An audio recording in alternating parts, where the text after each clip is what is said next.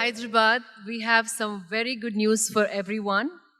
The New York Times bestseller Inner Engineering, A Yogi's Guide to Joy, will now be available in Telugu.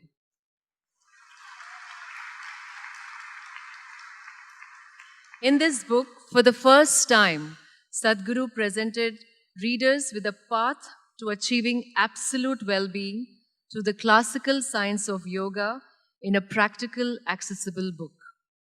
Sadhguru tells the story of his own awakening from a boy with an affinity for the natural world to a young daredevil who crossed the Indian subcontinent on his motorcycle. The wisdom distilled in this accessible, profound, and engaging book offers the readers opportunity to achieve nothing less than a life of joy. It has sold over 3 lakh copies in English so far and been translated over 20 languages in India and abroad. We are happy to announce that the book is now available in Telugu, published by MSco Books, Hyderabad. To launch this book, we request Nani to please come on the dais.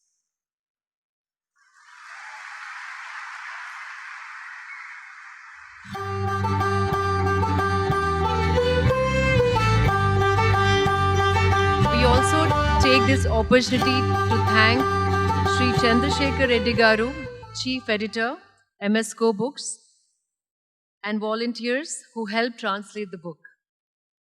We extend our heartfelt gratitude to Sri Vijay Kumar Garu, Chairman, MSco Books, for publishing these books. Thank you, Nani.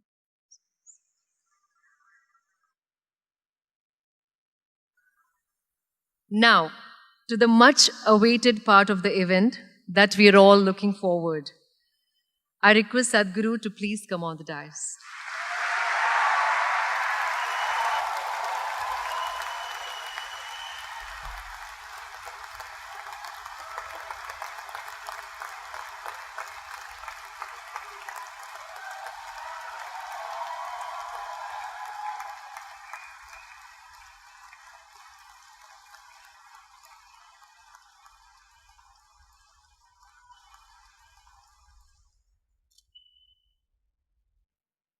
कालो न जानाति तव जननं कालो न जानाति तव समापनं दृष्टो मया तव महाकारः योगेश्वर काल काल योगेश्वर काल काल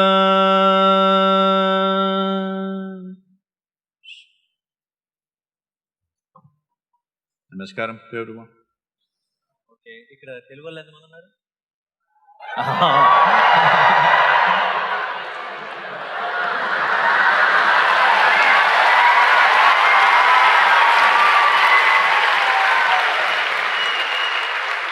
చాలా ఇది చూసిన తర్వాత చాలా హాయిగా అనిపించింది ఎందుకంటే ఏదో ఒకటి కొత్తగా చేయాలి ఇలా సద్గురుతో మాట్లాడాలంటున్నారు అని చెప్పిన వెంటనే కొత్తగా చేయాలంటే పాత వీడియోలు కొన్ని చూద్దాం అని అనుకున్నా పాత వీడియోలు చూసిన వెంటనే నాది గ్యారంటీ కొత్తగా ఉంటుందని అర్థమైపోయింది ఎందుకంటే నాకు వాళ్ళంత ఇంగ్లీష్ రాదు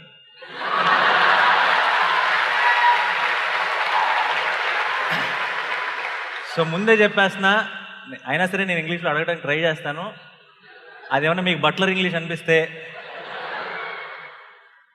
ట్రాల్స్ చేశారంటే మర్యాదగా ఉండదు చెప్తున్నా ఓకే కదా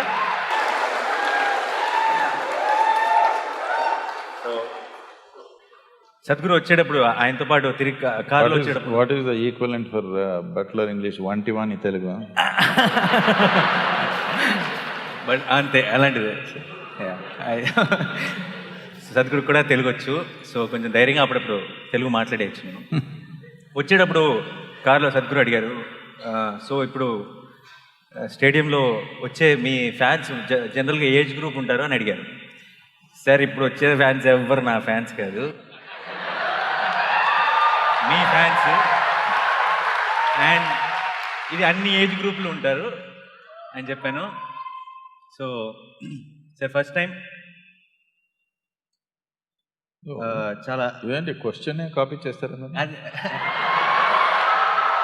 అదే చెప్దాం అనుకున్నాను, ఎందుకంటే ఫస్ట్ టైం లైఫ్లో అంటే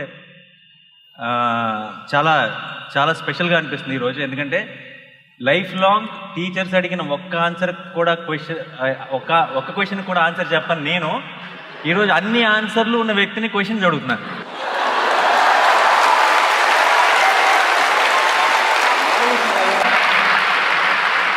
అండ్ మీరు అన్నట్టు ఈరోజు మధ్యాహ్నం క్వశ్చన్స్ రాసుకుంటుంటే నాకు చాలా నాస్టాలజిక్గా అనిపించింది. ఎందుకంటే ఎగ్జామ్ ఆన్సర్ షీట్లో కూడా క్వశ్చన్ పేపరే రాసేవాడిని ఆన్సర్లు తెలియక. సో ఇంకా మొదలెట్టేస్తాను. చాలా చాలా టైం పాస్ చేశాను. అసలు మ్యాటర్ ఆయన మాట్లాడితే వినాలని వచ్చారు అందరూ. సో సార్ ముందు when I was an assistant director, we used to grow beards, sir, because people will take us seriously. I did not grow it, it grows. I mean to say we never used to shave, because whenever we went to a hero or a producer and narrated stories, we thought they will take us seriously, they will believe us. So I saw in one video where you are saying we should let it grow, it's natural and all that. Is this angle also involved in it, or it's just that?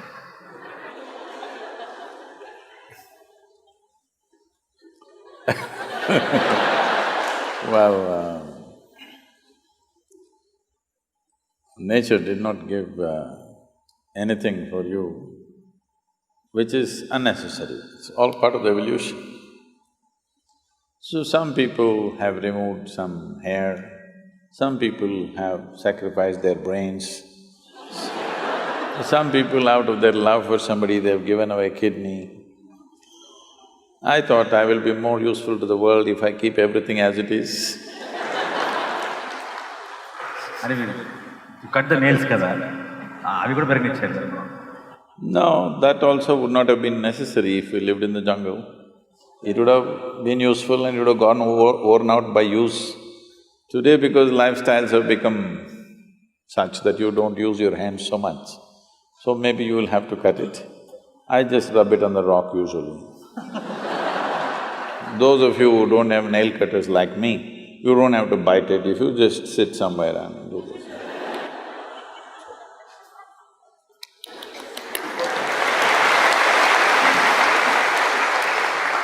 So this question has been bothering me from a long time. See, most of the questions today I'm going to ask are not the ones I've asked on Twitter or anywhere. To ask questions I'll ask Sadhguru, or I'm not forwarding it here, I'm just asking whatever I have a doubt.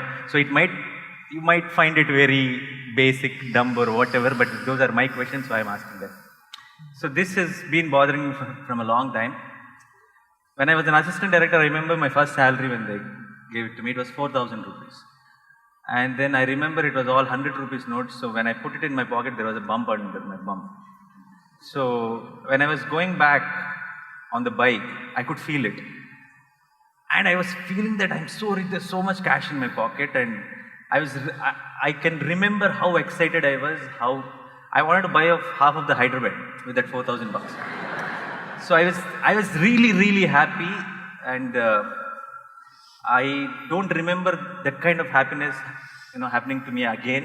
Now I'm earning thousands of times of that, but I don't remember what, having that same feeling again. Even Saturday night we used to, with my friends, I used to go to the Sony Dhaba, or quarter. Okay. From Monday to Friday, I used to wait for Saturday. On the Saturday morning, I used to be so excited that it's Saturday again. Evening, we are all going to catch up, meet, and then going to Sony Dhaba. So I was really happy. And then I never really, I made it. I was successful in cinema. I never imagined that I will, make it so far. But I never experienced that kind of happiness. So is success overrated? Like we all are waiting for success. We all think that someday we want to be success. But the idea of success, is it not overrated is what I want. Oh. So, all those who clapped, we know they are failures.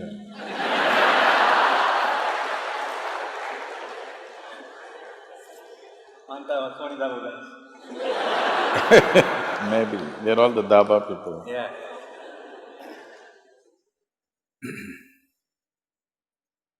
So when you understand a means as an end, then this will happen. Money is just a means to do whatever we wish to do. The reason why everybody keeps a certain amount of money is so that tomorrow morning I don't have to worry, where's my breakfast? So that survival is taken care of, so that I can put myself into what I value most. Otherwise, every day morning I'll have to go in search of food. So, money is just about that. It is a means to organize a few things. A whole lot of people everywhere, particularly in Hyderabad, they're going at it as if money is their goal. Money is not your goal, it's just a means. So in your life, for the span of life that you have and the intelligence that you have and the capability that you have, how much means do you need is something you must gauge. Otherwise, you'll have means and you'll not have any goal. What is the use of a means? But there is no goal. You have a car, but you don't know where to go. What is the point? You know where to go. If you get on the bus, you will go there in 6 hours. If you get into your car, you'll go there in 2 hours. That's why you have a car, because you know where you want to go. Now you don't know where you want to go, but you have a rocket. What is the point? And anyway, if you bought half of Hyderabad, I want you to understand, the real fun is in the other half always.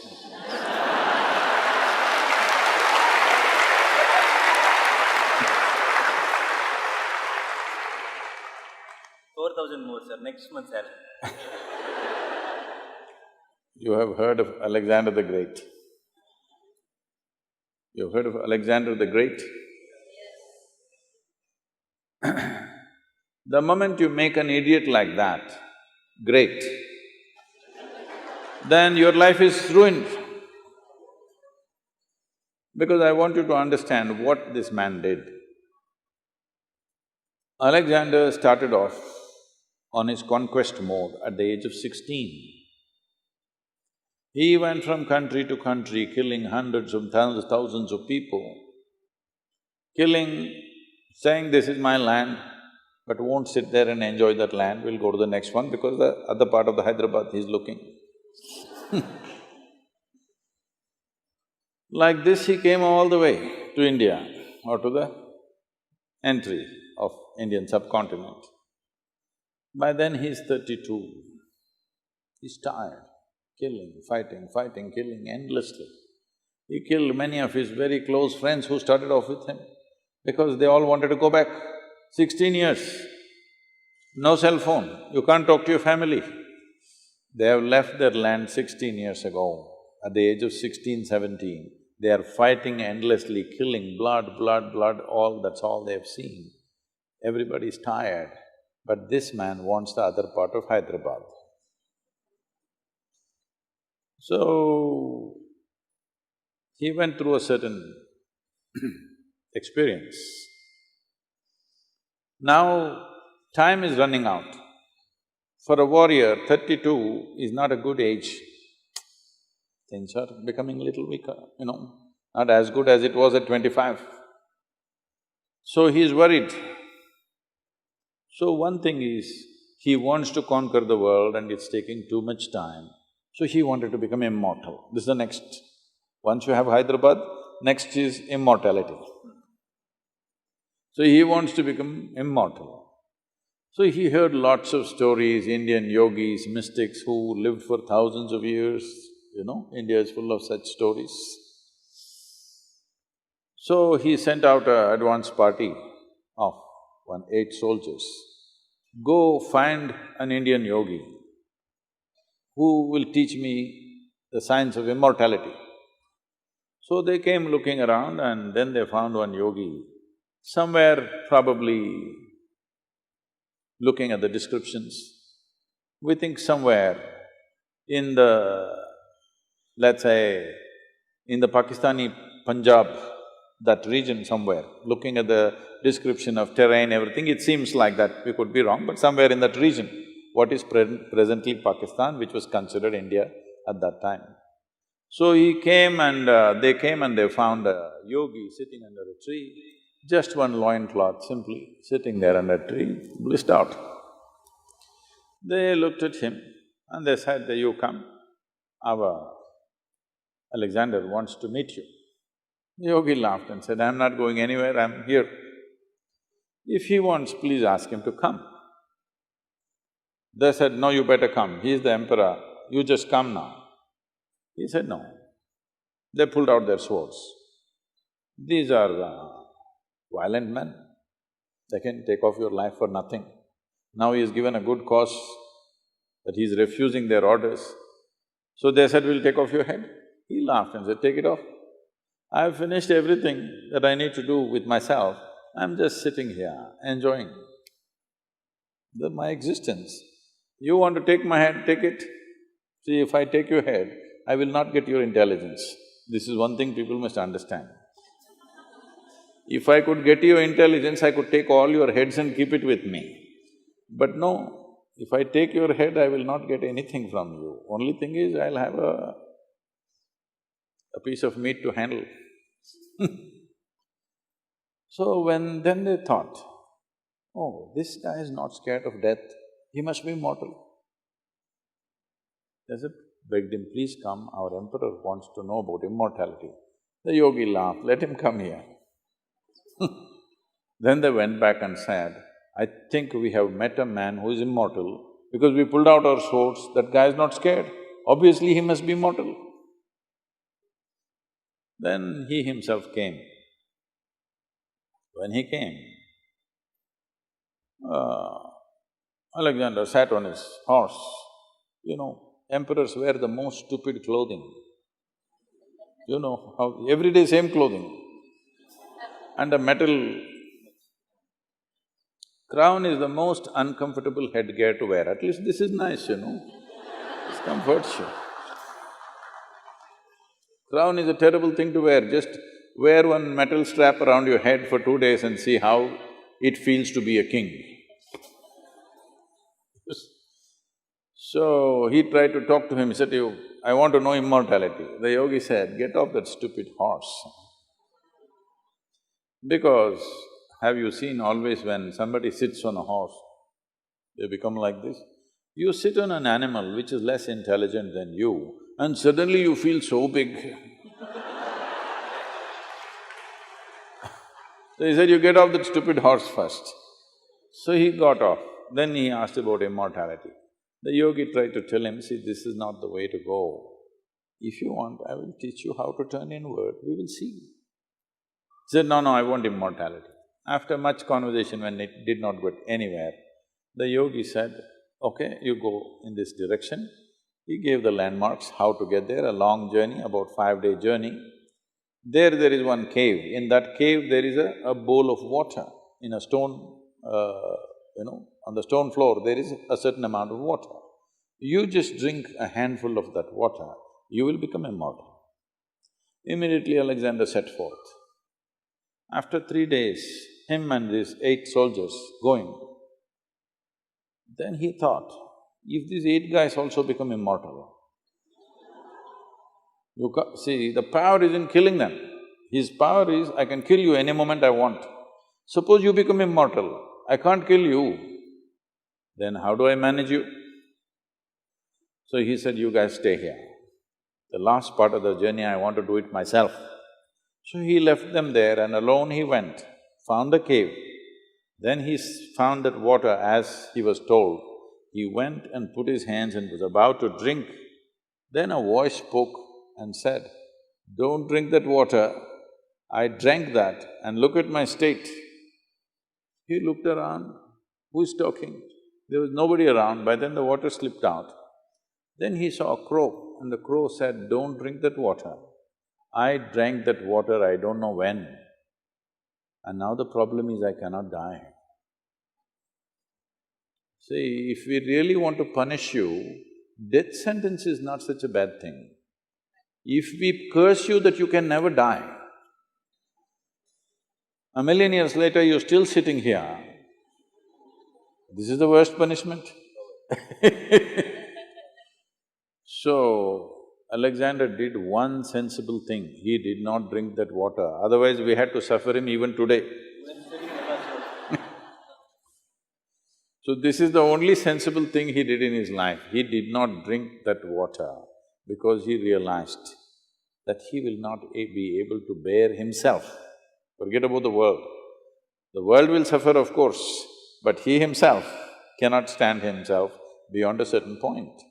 So we must understand, this life is not a conquest. This is not a conquest. The only thing that's there for you in this life is the profoundness of your experience. How profound is your experience when you sit here? This is all there is, nothing else you carry. Other arrangements we make for convenience. How much convenience do you want? Convenience will work only to a certain point. It will never transform itself into well-being. People have invested and invested like this endlessly. I met somebody, I was in a home in United States, and I walked into this room and I found 700 to 800 pairs of footwear. And this lady of the house came in and she saw I was in this room, "Sadhguru, Sadhguru, why are you here?" I said, "What is this footwear?" She says, "No, Sadhguru, let's go, what do you want, Sadhguru?" I said, "Whose footwear?" Then I see it's all ladies, it's all your footwear, 800 pairs. I can understand. You want one shoes for walking, another for jogging, another for golf, another for office, another for party. Well, you are a woman, you want all the 7 colors of the rainbow. All right, you have 25, you have 30, it's okay with me. 800. How will you wear on these 2 feet? You're not a centipede.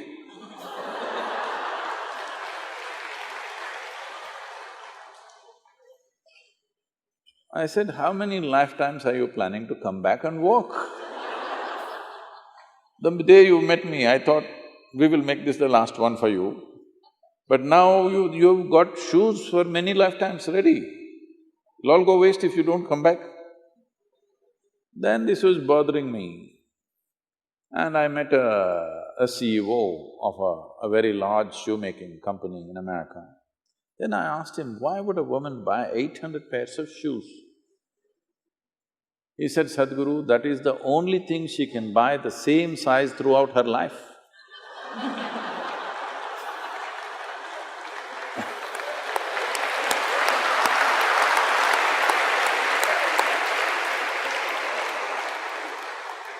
Then I thought it's okay, maybe.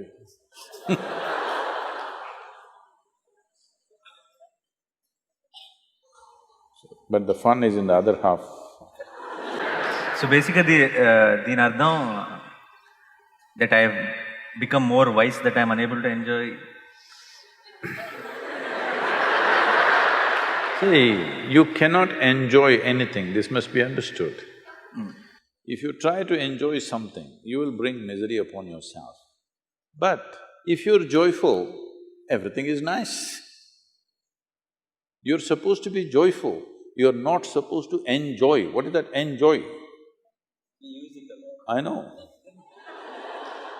When there is no joy, you try to enjoy. It is just that if you add one more alphabet… No. If you add one more alphabet, it'll become end-joy. Yeah, maybe I meant joyful only, but I never again felt that kind of a high, that without thinking anything, to be completely joyful. So if joy is what you're looking for, This will not come because of a bulge in your pocket. Joy means your life energy is in a certain state of exuberance. You're not dead. Mostly people are committing suicide in installments. Slowly they're becoming like this. All these people, if you saw them when they were 5 years of age, they were like this. Slowly. Grave faces. Grave faces because I think many of them are practicing the last pose in their life. You're an actor, you can tell them. You don't have to practice, believe me. When it comes to death, you're a natural star.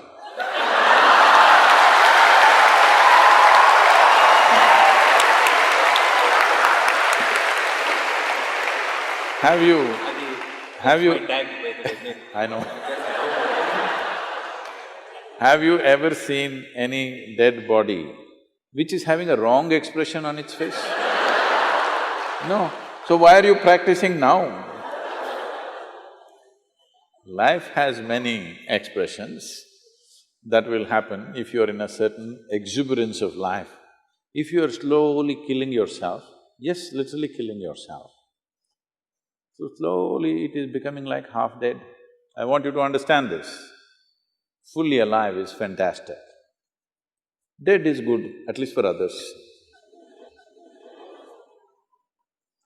But half alive means it's torture. See, if I want to keep you, if I want to torture you, what will I do? Will I kill you? I will keep you half alive. That is torture, isn't it? So if you keep yourself half alive, this is torture. Every day waking up in the morning itself is torture for a whole lot of people. Only little joy when that Sony Daba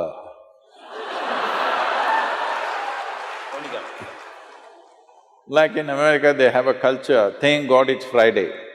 Thank God. So if 5 days of the week is misery, how come Friday becomes joy? No, chemically induced something. This is the greatest danger in human life. Today we are going towards this very rapidly. To be healthful, we need chemicals. To be peaceful, we need chemicals. To be joyful, we need chemicals. To be blissful, we need chemicals. For ecstasy, you have ecstasy. For everything you need chemicals. Once this happens, right now, I think it has happened approximately to 25 to 30% of the population on the planet. The day it happens to 80 to 90% of the planet, that everybody is on some kind of chemical to experience something, then the next generation that you produce will be much lesser than you. Once we produce a generation which is less than us, we have committed a crime against humanity. The next generation should at least be one step ahead of us. If we leave them behind us, this is a crime against humanity. We are trying to get there rapidly.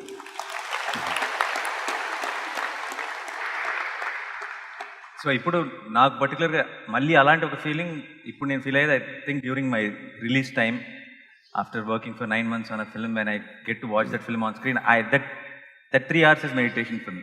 It's the most happiest moment in a year for me. I don't know if it's a good thing or a bad thing.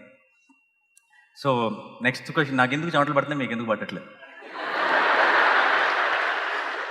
I am the one who is facing the questions, నాకు తానే చెమటలు పట్టాలి.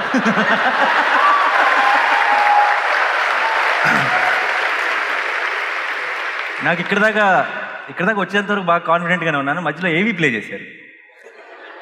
అక్కడ ఆ ఏవీ చూసిన తర్వాత నుంచి చెమటలు పట్టడం స్టార్ట్ అయింది. సో మధ్యలో ఇలా తుడుచుకుంటూ ఉంటాను, మీరేమనుకోకండి.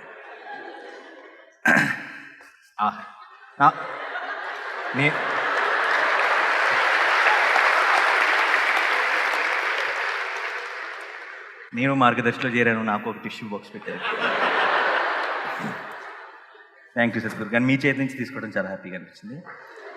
నెక్స్ట్, ఇది ఇది ఇందులో ఎంతమంది కనెక్ట్ అవుతారో లేదో నాకు తెలియదు. సాధారణంగా మన ఇళ్లలో జనరలీ దిష్టి is a very big thing. దిష్టి తెలుసు కదా. సో మా అమ్మ చిన్నప్పటి నుంచి జనరల్గా దిష్టి తీయాలి అంటూ ఉండేది. అండ్ బయటికి ఎక్కడికి వెళ్ళినా సరే, చాలా బాగున్నావు దిష్టి తీయాలి, లేదంటే సినిమా చాలా బాగుంది నీకు దిష్టి తీయాలి, దిష్టి తగిలిందేమో. తర్వాత ఎప్పుడైనా మనకి చిన్న ఏదైనా యాక్సిడెంట్ అయినా, ఏమైనా ప్రాబ్లం వచ్చినా, చూసావా దిష్టి తగిలింది. సో తెలియకుండా ఈ ఐడియాని చాలా ఒక పాపులర్ ఐడియా చేస్తారు మన చుట్టూ ఉండేవారు. So I started, initially I used to think this is one chadastam, my mom just wants to do something, okay, do it, and but later when I started having some accident at the shoot or something, it kept on happening, and particularly I had this back-to-back hits, and then I had this back-to-back accidents also, and then without me realizing, I started believing it. Suddenly I've started reminding my mom, Amma, dishti elthunana. So ఈ దిష్టి అనే concept రకరకాల మంది రకరకాలుగా చెప్తారు. People say some energy అంటారు, ఇంకోటి అంటారు. But it is a very house hold thing. It's a very popular belief. దీని మీద మీ అభిప్రాయం ఏంటి? ఇది ఉందా లేదా?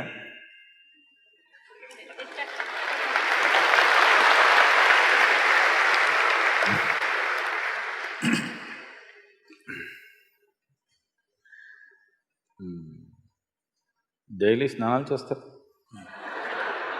No, why I'm asking is in Chennai they're having bath once in 3 days. మేము ఇంకా హైదరాబాద్ ఇంకా అక్కడ పోలేదు మీరు? అక్కడ దాకా వెళ్ళలేదు. ఇంకా హుస్సేన్ సాగర్లో.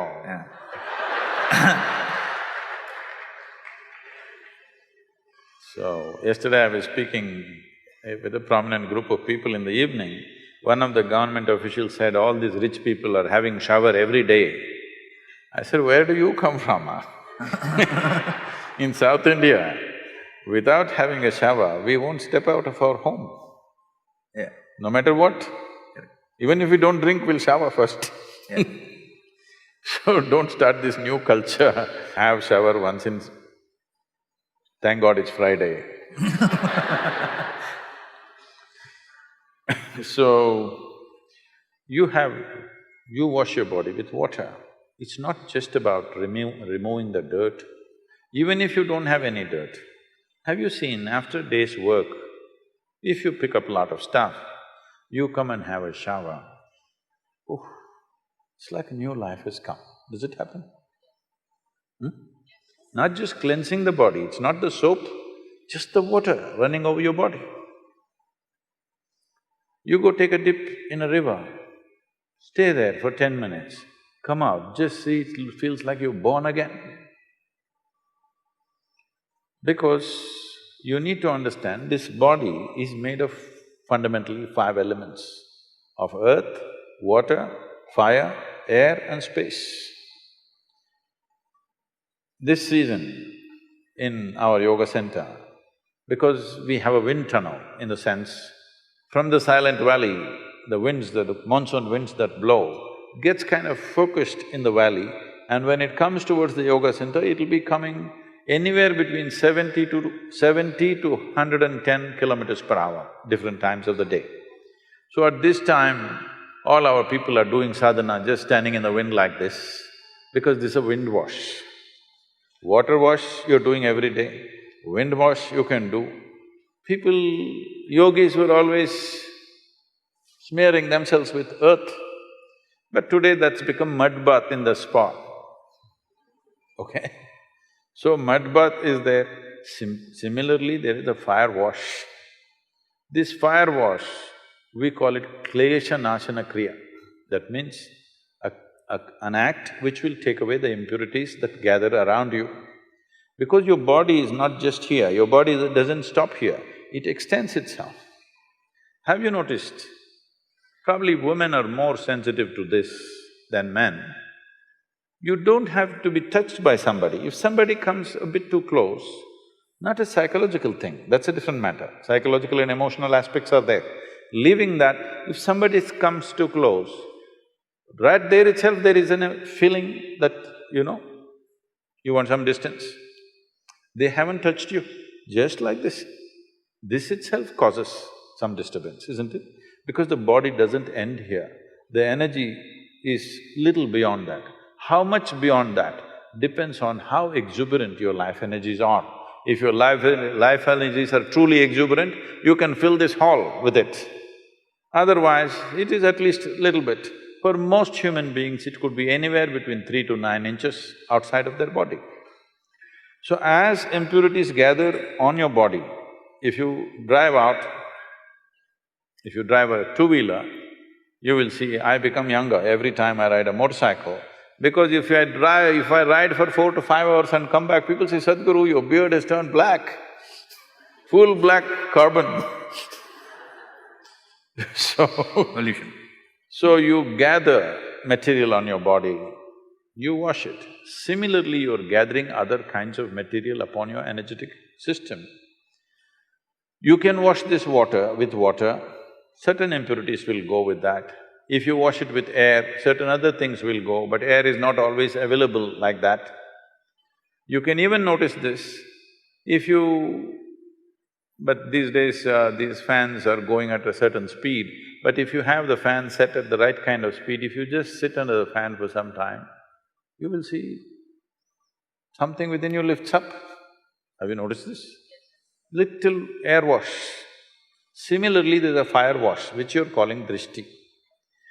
Is it necessarily happening because of other people's look or not, that's a questionable matter. But impact of life around you upon your energy system is definitely happening. If you have a spiritual process within you, that is, you're doing some kriya or you're doing some meditative processes, then you don't need all this, because you know how to wash yourself from within. If you do not have that, these things become significant. I must tell you this, there is a certain way to do which few generations ahead, people knew exactly how to do, but today I'm seeing they're just burning something and doing this. If you come to the yoga center, we're doing this Kleshanasana Kriya in a scientific manner, how it should happen. We have relieved people of various chronic ailments just by this fire wash. One surprise element that we found out recently is, we found that many children who are suffering with ADH, with learning disabilities, within a matter of 6 to 8 weeks of this fire wash, they have changed dramatically. This we never expected. So, your mother knowingly, unknowingly giving you a fire wash might have given you some learning ability. I agree. I'm bowing down to her. She did fire wash. Same. Yeah. Amma ekkundi? Akkundi. Okay. Oh, she's right. Okay. Sorry.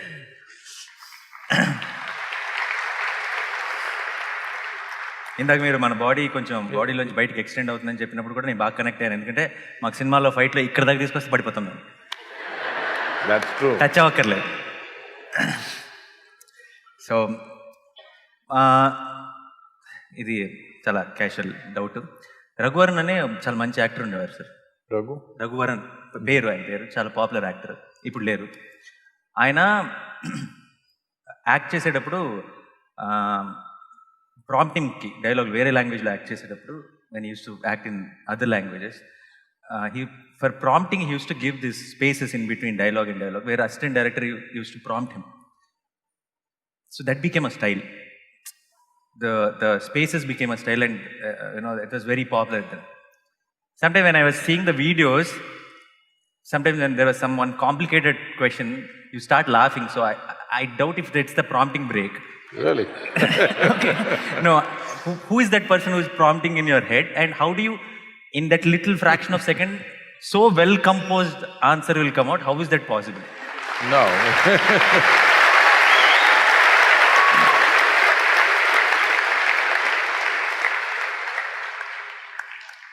No, it's not a prompting break. I don't wish to insult people, but now that you asked, you think this is a prompting break? No.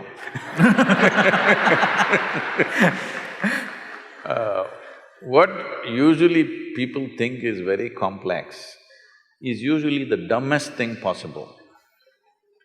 What people think is very simple actually has a way to touch life. Simple things that people ask has profoundness to it. Most profound things are very simple. This complication is coming because of their own mind, not because of life. So when they ask these stupid questions, which they think is intellectually complex, I can't help laughing.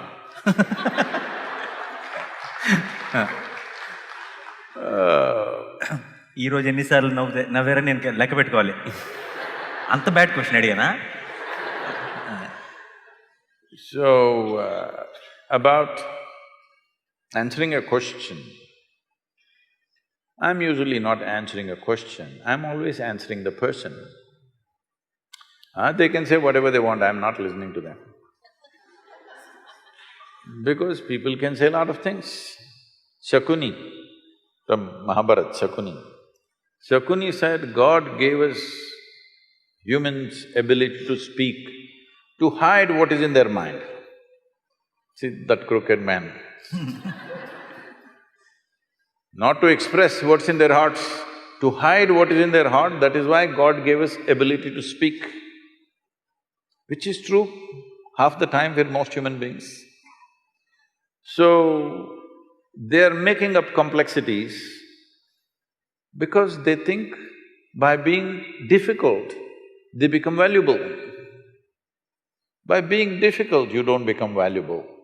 By becoming easy, you become valuable, isn't it?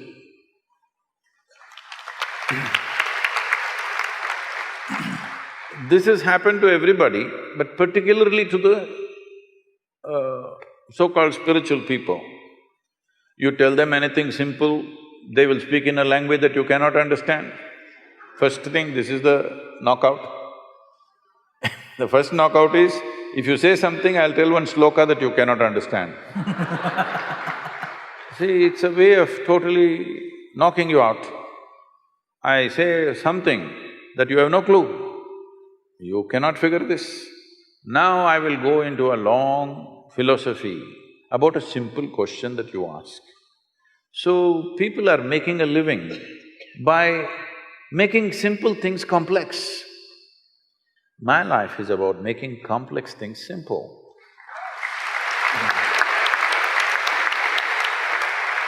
Because it is only by making things as simple as possible, it becomes accessible.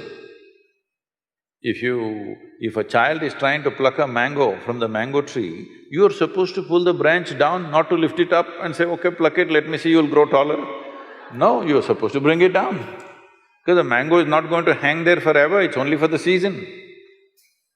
Yes, life is not going to hang there forever, it's just a little bit small season you have of your own. Isn't it so? Don't think you're here forever. Before you and me came, countless number of smart people have been here, they're all under this buried somewhere. Isn't it so? So it's a brief amount of time. In this, should you see how to make things simple or should you look at how to make it complex? This is the nature of the intellect. An intellect will feel, if you're living just out of your intellect, it will feel stupid if it's simple. It wants complexity.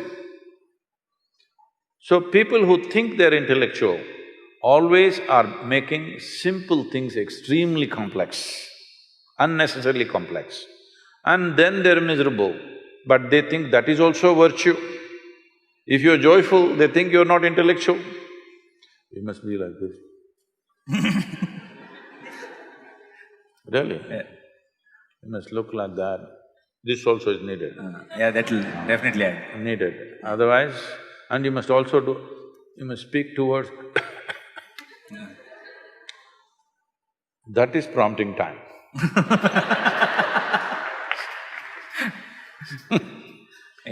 I don't have any prompting time because I have no knowledge, I have no nothing. I just tried to be free of all the memory that I have. My body, what memory it carries, my genetics, what memory it carries, my experience of life, what memory it carries, I know how to keep it aside and simply look at things as they are. This means, in your home you have a mirror, being a star, even if you're natural, you still need a mirror, right?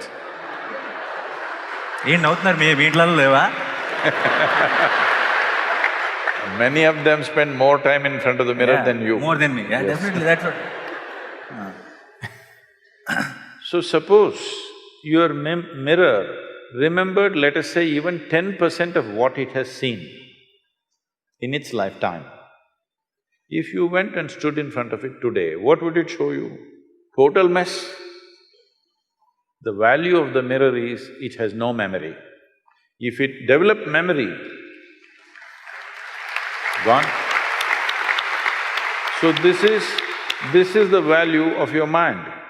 If you know how to keep memory, the silo of memory aside and keep it, it's like a mirror, whatever it sees clearly, distinctly the way it is. Somebody likes it, somebody doesn't like it, it's their problem, that's their memory issue. Yeah, how does somebody like or dislike something? They've developed a certain memory. I like this, I don't like this, I belong to this, I don't belong to this. I don't belong to anything, I'm just looking at it as it is. Maybe in a given moment, you're not able to expose all dimensions of what it is, at least what is relevant for that moment. So, does your mirror need prompting time? Television needs time, tube light needs time, mirror doesn't need time, so no prompting.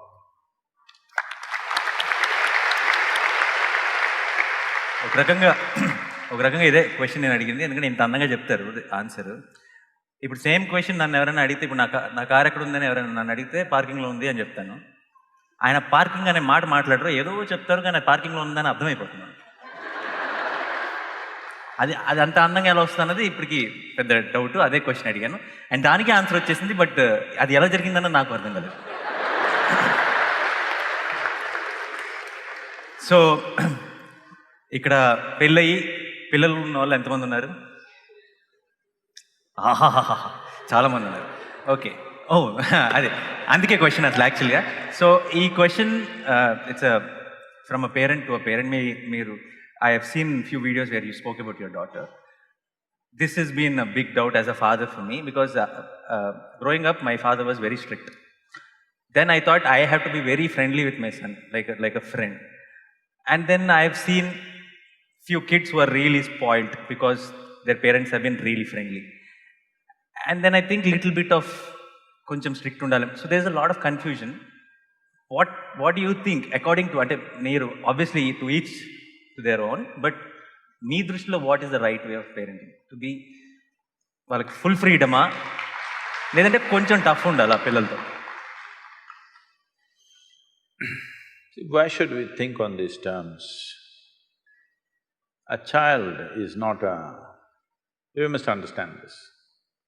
If a tiger is born, let's say, a tiger cub is born, 90% of what he needs for his life is within himself. Only 10% parenting.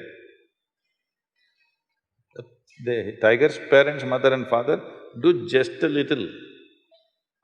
90% is intrinsic. If he just eats well, he becomes a good tiger. This is all. But now you're born as a human being, your only 10% is within you of being human. 90% has to be nurtured. This is the significant thing about being human, because the range of possibilities of how many varieties of human beings you can be within yourself is too many. That is not so for any other creature. They are born like that, nature has fixed it like that. Little variations, 10% variation between one tiger and another tiger. If both of them eat well, they're about the same tigers, isn't it?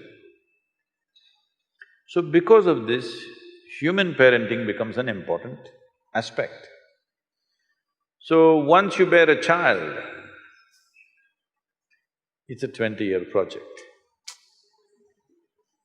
That is if they do well. If they don't do well, it's a lifelong project.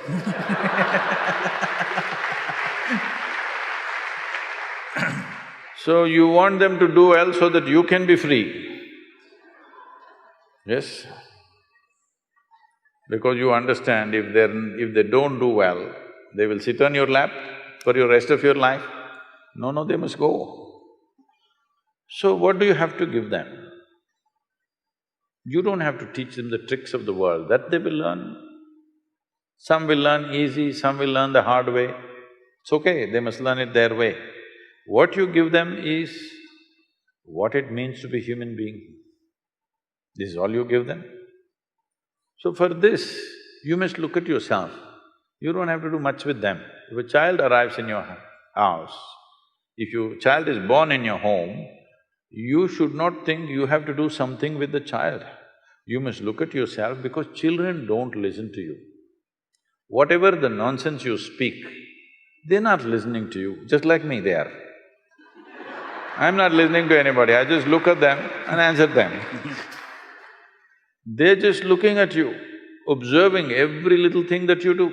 How you sit, how you stand, how you speak, what is the expression on your face. All this they're doing, you see how the child is looking? Yeah. He's not listening to you, he's looking. So you must become in such a way that when he looks at you, he wants to be like you.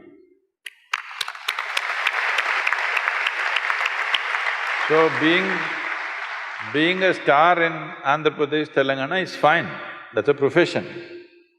But you must become a star to your child. Child should think, my father is a star, not because you are popular in the world, but he sees you as the best human being that he can think of because there's not much exposure for him, there is a safety.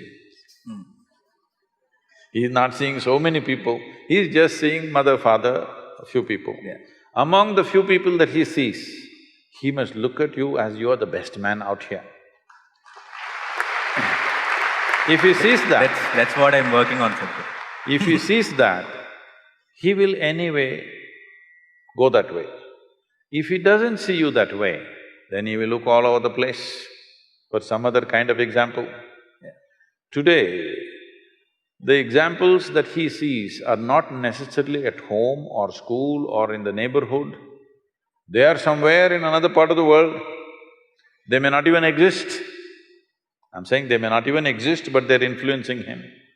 So especially if his screen time has to go down, you must be really a superstar at home. You understand? Everyone. Yes. It's not just for him, for every one of you, this is the only way your child wants to be who you are. He looks at you and thinks, oh, my father, this is not what I want to be. Then you try as hard as you want, he will do everything that you don't like just to freak you. Yes, you've done it.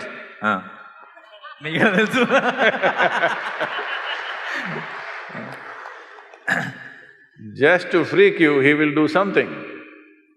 Just in reaction, even if you're saying the best things, he is doing the opposite of it, just in reaction. So this is very, very important. This is not about giving freedom, this is not about being strict. You just create an atmosphere where he's naturally looking up to you, he wants to be like you. In this, if you fix yourself, everything is fine, there's very little parenting to do. It's like, see, even the chicken, ducks, tigers, lions, all of them have done this. If they walk, see how all the little ones are walking behind, running behind them. They desperately want to be like their mother or father. Have you seen this?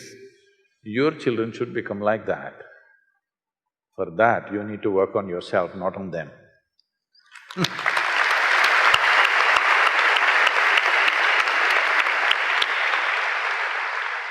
ఆన్సర్లు వింటుంటే మంచి క్వశ్చన్లు అడుగుతున్నాను confidence వస్తుంది. So చిన్నప్పుడు when I was a kid, when he very supposed to be popular astrologer came home and then he said, ఈ అబ్బాయికి రాజయోగం ఉంది అని. రాజయోగం అందరికీ అదే చెప్తారా? అదే చెప్తారా? ఆ తర్వాత తెలుసు అందరికీ. ఇది తర్వాత ఎప్పుడు తెలిసింది, ఇది ఒకళ్ళిద్దరితో ఈ విషయం డిస్కస్ చేసిన తర్వాత వాళ్ళు కూడా చెప్తే అప్పుడు అర్థమైంది. సో అని చెప్పిన వెంటనే ఫస్ట్ మా వాళ్ళలో డౌట్ ఏంటంటే రాజయోగం అంటే ఏంటి అని అడిగారు. వీడు చస్తే వెనకాల 1,00,000 మంది వెళ్తారు అని. అప్పుడు నేను కొంచెం బాధపడ్డా, చస్తేనా, చచ్చిన తర్వాత ఎంతమంది వచ్చి లాభమే ఉంది, బతుకున్నప్పుడు కదా ఉండాల్సింది అని అనిపించింది. ఆ టాపిక్ అక్కడ వదిలేశాను. But then as I grow, when I was watching this generally in the industry, outside, everywhere, నిజంగానే చస్తే మంచోడైపోతాడు ప్రతివాడు. ఎందుకు అయిపోతాడో నాకు తెలియదు. Every time a politician or an actor or somebody in general also outside, somebody dies and then they have such good things to talk about them. Everybody says he's a friend, he's such a good guy. And sometimes I keep wondering, I wish these guys came back into life and they heard all this and went back to die again. So why is this happening? Because అందరికీ ఒక సడన్గా ఒక మంచి వచ్చేస్తుంది, అంతా చాలా మంచి. ఎంత మంచి యాక్టర్ అంటారు, వాడు సినిమా రిలీజ్ అయినప్పుడు ఎవరో మాట్లాడుతున్నాను, చచ్చిపోయినప్పుడు అంటారు Ravana. So why, what is the reason? చచ్చిపోయిన వాడు ఏదైనా తప్పు చేసినాడా ఇదివరకు? చచ్చిపోయిన వాడు ఏదైనా తప్పు చేశాడా? చేసిన వాళ్ళు ఉన్నారు చాలా మంది, వాళ్ళకి కూడా చాలా పొగడ్తలు చూశాను. చచ్చిపోయిన తర్వాత లేదు. అందుకే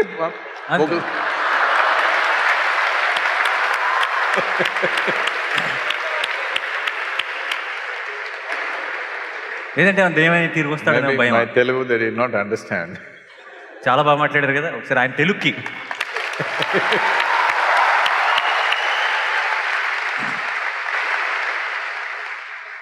People appreciate the dead, rightfully so, because no dead man has ever harmed anybody. No dead man has done anything wrong ever, except that he smells if you don't treat him well. That's the only thing. You have to… he demands attention, that you quickly dispose him. Otherwise, he will make your life miserable. That's the only thing. Otherwise, he's not done anything wrong. So people naturally praise a dead man. Having said that, it is also a civilizational aspect, a human aspect, that it doesn't matter when you're alive, we may be running the same race, we may be fighting, we may be elbowing each other, struggling, looking at all negativities at each other. But when mortality happens, when death happens, we keep all those differences aside and we bow down and say, whatever was good about you, they may talk about it, nothing wrong with that. It's good. Everywhere in the world, no matter which culture it is, when somebody dies, very few people on the planet are so crude, they will also disrespect the dead body. They will kick it around, they will do horrible things to it, all this. Otherwise, most human beings on this planet, even if they fight war and they themselves kill them, once they die, they bow down. Because you bow down to mortal nature of who we are. We know he may be dead, I may be standing, but it's just a question of time. It's just a question of time. Apart from that, respecting the dead is not necessarily exaggeration. In every human being, there are pluses and minuses. Because both of you were running the same race, I highlighted your minuses all my life to put you down because I want to win the race. But I'm sorry, I don't want to use that word with you, somebody died.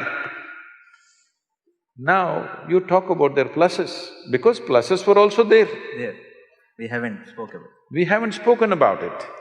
If now also if you do not speak, even then you want to speak minuses, I think that will be very crude. At least when somebody is dead, if you have nothing plus to say, you become silent. Otherwise, the pluses that you did not say all these years, at least then you must say. I wish they said before, but that doesn't happen. That is true. I wish they had said it all their life, that's a different matter. Yeah. But life doesn't happen like that.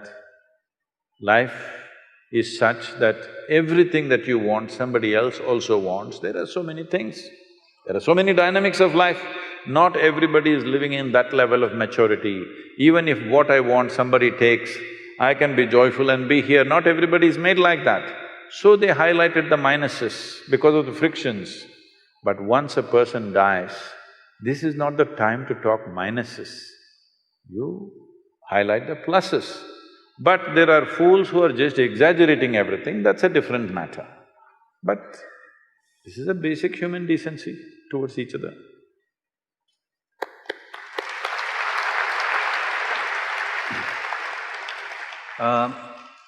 Growing up, never used to get to listen to this word depression much.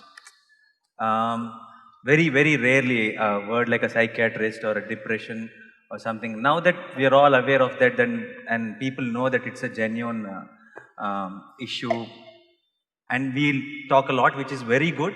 I understand completely. But then I also realize there's so much of talk happening. Almost every alternative person, in some conversation, we hear this depression word happening a lot nowadays. I'm happy that the awareness has become more, but again, at the same time, I'm also realizing there are few people who suddenly might be feeling a little low one particular day, and they want to believe that it is depression. I know the depression is a very genuine, serious problem, but because of this overexposure, is it a good thing or is it a bad thing? Is it really pushing the next generation into a, thinking any small hiccup also thinking that this might be something serious problem, and they giving into it? Oh, I didn't know that was a popular question. With your question, you're getting into trouble. If I answer this, I will get into deeper trouble. I've already, last 1 year, I've been in lot of trouble because a whole lot of people are pursuing me and saying, he doesn't respect depression, he's talking against it, he thinks it is not a medical issue. No, I respect it. By the way, I don't want to be in trouble, but I genuinely believe it, but I just don't know, it's… with few, it's just becoming too much. They're talking so much about it that sometimes people who are generally low on a particular day also might feel. No, don't be. 90% of the cases are maybe fair, but sometimes. Yeah. He really plays it safe.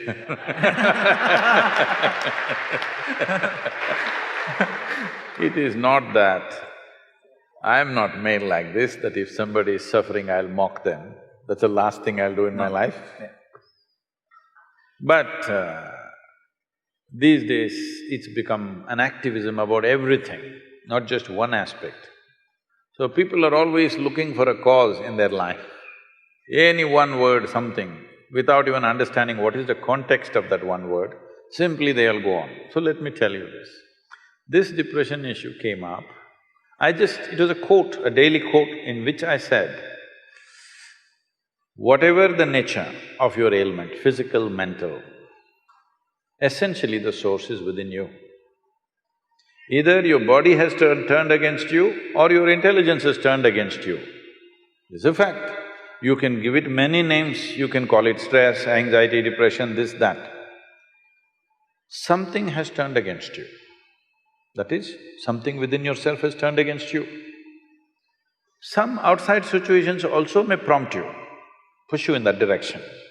But fundamentally, if my intelligence was working for me, I would definitely keep myself in the best possible way. If all the cells in my body were working for me, will I make myself sick? So this is all I said. A campaign ran for about 6-8 months, all kinds of people commented, he doesn't know what he's talking, this. I have spoken to top-level people in this field across the world. All of them think what I'm saying is perfectly fine. Whether even if I don't get endorsements from them, I know it's perfectly fine because I know how my mind works. I know if I give myself the luxury, I can also become depressed. Something doesn't work my way. Nothing actually works my way most of the time. Yes, I will tell you in more detail if we have time. Because when you do as many things as I do, so many things don't happen the way you want it. The reason why people have reduced their lives to very small scope is simply because they're afraid of failure. I know I will die a failure, but I'm a blissful failure, so it doesn't matter. In my life, it so happened, almost 38 years ago, I was sitting in one place, suddenly every cell in my body burst into ecstasy. Then I observed what is happening within me. Then I realized after a few weeks, if I don't mess with my mind, I'll burst with ecstasy. Then I thought, this is it, I have discovered something fantastic. On that day, the world's population was 5.6 billion people. Then I sat down and made a plan that in next 2.5 years, I will make the entire world ecstatic. Hey, wait, don't clap at my failures. Now it is 38 years. We've touched a few million people, people say we have touched some 500, 600 million people. But that's not my idea of the world. Now the population also has increased. I know I will die a failure, but I'm not a depressed failure, I'm a blissful failure. Now,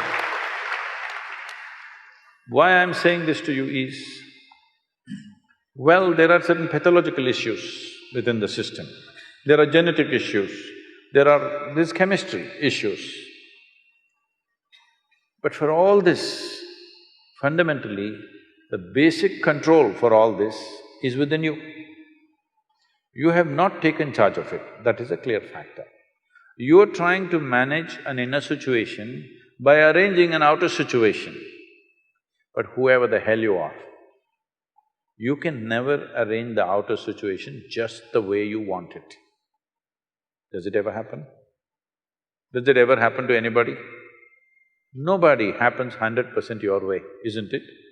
Not your husband, not your wife, not your parents, not your children, not your friends, not your office, nobody happens 100% the way you want it. So if you are going to freak every time, when something doesn't happen the way you want it, then you will freak for the rest of your life. So if you see this, you would understand that the source of all human experience is within you, including how your chemistry will slosh is within you. When somebody is ill, are we going to talk all this to them? No. They need care, they need help, they need medicine, they need compassion, that's a different matter. But those of you who are healthy, if you think, because right from childhood this comes, if you are sick, you get attention, if you're joyful, you'll get scolding. This must change in the society. Joy should get attention. Misery should not get attention. This is a very misunderstood way of handling things. If a child is jumping with joy and screaming, "Hey, why are you screaming?" If you like this means, "Moo, moo, moo, moo." It's just a wrong way of raising a child. Because a child must understand he must invest in being well. He must not invest in being unwell. Unwell will not bring any results or rewards to him. He must understand this in a very deep way. If he thinks being unwell, physically or mentally, I will get lot of attention and rewards, he will work towards being unwell. This may look very simplistic, but I'm telling you this from a very profound dimension of who we are. There is something called as life energy, as intelligence. Intelligence is not the bone box that you carry. If you… see, does your avkai look like you? Hello? Does it smell like you? Does it feel like you? No. If you mix only just chili and mango and rice and eat it, it goes inside and becomes you, isn't it? There is an intelligence within you which can make this horribly spicy stuff into you. There's an intelligence or no? You eat a banana, it becomes you. When there is such a dimension of intelligence, from all kinds of nonsensical material that you give, it makes a human being. If you have access to this intelligence, your well-being, your health, your mental balance is in your hands or no? If you don't take charge of this, then you are thinking it is all happening to you. So a lot of people for ages, especially in the last 100 years, because of psychiatry developing in a certain way, people started saying, no, there is genetic things, you can't touch it. Well, now genetic sciences are telling you in 24 hours, you can change your genetic codes completely if you do the right things with yourself. You can change the genetic patterns of who you are in a matter of 24 hours. I can show this to you. People who go through certain types of initiations and processes, 24 hours later you look at them, their very face will look different. You cannot recognize them, they will become like that. Because you can transcend your genetic limitation. In fact, this entire culture is about that. Spiritual process means that. See, when you are 18 years of age, you don't want to be like your parents, I want to be something different, this, that. But you see the same person, by the time you're 40, 45, you begin to walk like your mother, talk like her, sit like her, stand like her. Have you noticed this happening to you? Because the genetics are taking over. We call this traditionally as karma. Karma means past memory is ruling the present.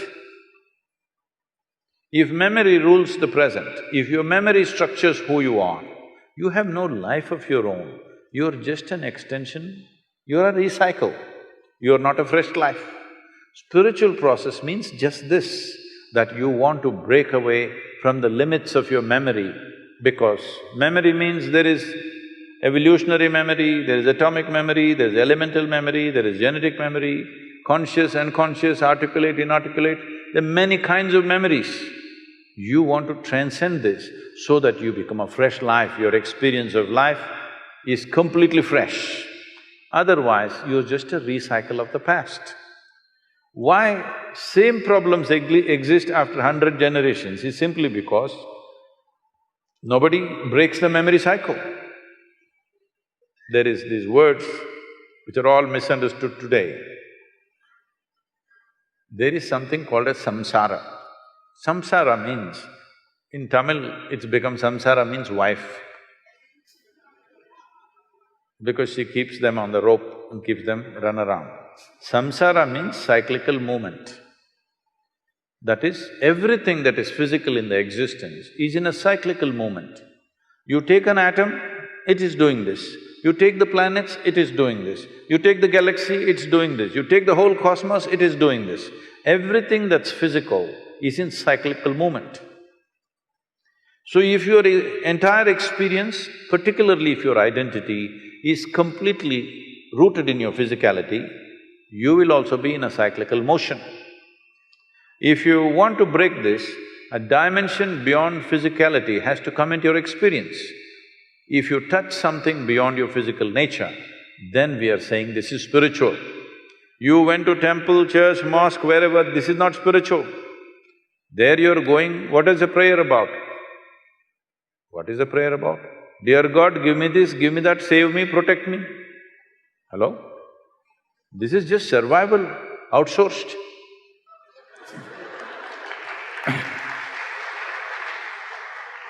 So if you want to break the cycle, then you have to touch a dimension which is not physical in nature. Once you touch something that is not physical in nature, there is no cyclical movement, because you have become free from all the memory bank that you have. So whether you have chemical issues within you, whether you have pathological issues, genetic issues, you can break away from that. Maybe certain people will need more striving, certain people will come out more easily, that is always there. But for everybody there is a way. So when I say all your ailments, if they are infections, they're different. They come from outside, it's an invasion, you have to deal with it. But rest of the things are manufactured within you, this is your cause. Fundamentally, you have to see, my physical health, my mental health is my responsibility, 100%. If you see this, then methods are available to come out. We have all the compassion, because I want you to understand, if you have a physical ailment, you will get compassion from everybody. If you have a mental ailment, you will get ridicule from everybody. So particularly people who are suffering any kind of mental ailments, depression, anxiety, whatever, they need double the compassion that physical ailments need. But normally in societies, they get ridiculed because it is very difficult. It's very difficult to decide whether this person is really sick or making it up, or they're acting it up to get something out of me, or what it is you can't make out. One time it looks real, another time it looks like it's made up. So, unfortunately, both for the one who is suffering and those who live around them, It is a constant struggle. But the most fundamental thing is, whoever you are, whatever condition you are, first and foremost thing to understand is, physical and mental health is my responsibility. It can go out of hand, it's always there. Whatever you do, we may die, whatever we do, we may become sick, that's a different matter. But it is our responsibility. If you see this, there is a way to touch the very source of creation which is throbbing within you. When the source of creation, which made this entire complex body out of avkai and chintatokku, when it can do this, it can also do some repair job, isn't it? Hello? One who manufactures the whole thing, can't he do some repair job? You have lost access to it. You think for everything there's a solution outside. Yes, when we need help, we will take help. When things have gone out of control, we seek help from outside. But fundamental thing is to take responsibility. Today, genetic sciences, neurosciences and also psychiatrists are beginning to speak that whatever the condition, it is possible to alter this from within. Only thing is how. There are many ways for how. Yoga is a technology. Yoga does not mean twisting and turning your body as most people are doing. It is a technology of taking charge of this. One thing is very clear, even if you go to the doctor, they're only giving you a pill, isn't it? What is a pill or a tablet? Just a certain amount of chemicals. If you put these chemicals, it lifts you out of your depression, it makes your anxiety go a little bit. It may not permanently go, at least for those few hours, it's down. So essentially, human experience has a chemical basis. Your joy is a certain kind of chemistry, your misery is a certain kind of chemistry, anxiety is one kind of chemistry, tranquility is another kind of chemistry, ecstasy is one kind of chemistry, agony is another kind of chemistry. All human experience has a chemical basis to it. This is the greatest chemical factory on the planet, most complex and sophisticated chemical factory on the planet. The question is only, are you a great CEO or a lousy CEO? That's all the question is. That may sound brutal when you're sick. When you're sick, there is compassion. But when you're well, you must take responsibility for this. Otherwise, you will make yourself sick. Everybody has an excuse as to why I should not get up from my bed and cry in my bed. Everybody has some reason, isn't it? Hello? Yes or no? Everybody has some pain somewhere about something. Somebody died, somebody did not… somebody is born, somebody is not born, all kinds of things. There is no human being who doesn't have a reason to push themselves into some kind of mental dip. Everybody has or not, there is a reason. Some people get there, some people don't get there. Is it always intentional? No. But there is an inner intent. That intent may not be a conscious intent, there is a chemical intent, there is genetic intent. Your atte was depressed, now you don't know why, you are fine and suddenly you're depressed, because there is a genetic intent. But this intent can be altered if you take charge of yourself.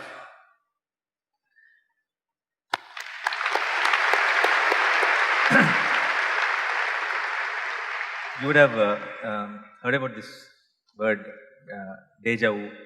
మీ అందరికి కూడా అనిపించుంటుంది కదా, అప్పుడప్పుడు ఏదో చూస్తాం, ఇది ఇంతకుముందు కూడా అయ్యిందే, ఇలాగే జరిగిందే అని అనిపిస్తుంది. సో ఐ ఆల్వేస్ స్ట్రాంగ్లీ… సినిమాలో అలా జరుగుతుందా? అదే సీన్ చూపిస్తారా? అది it's called some loop effect. There are some 4 or 5 films made which keeps repeating itself. But in life I felt strongly few times, I know it's not possible, but I saw something and I thought, exactly ఇదే ఇలాగే ఇంతకుముందు జరిగింది. అది ఎందుకంటారు? What you think is the… bad direction అండి, అదే scene వస్తుంది. ఎవరు డైరెక్టర్? దేవుడా?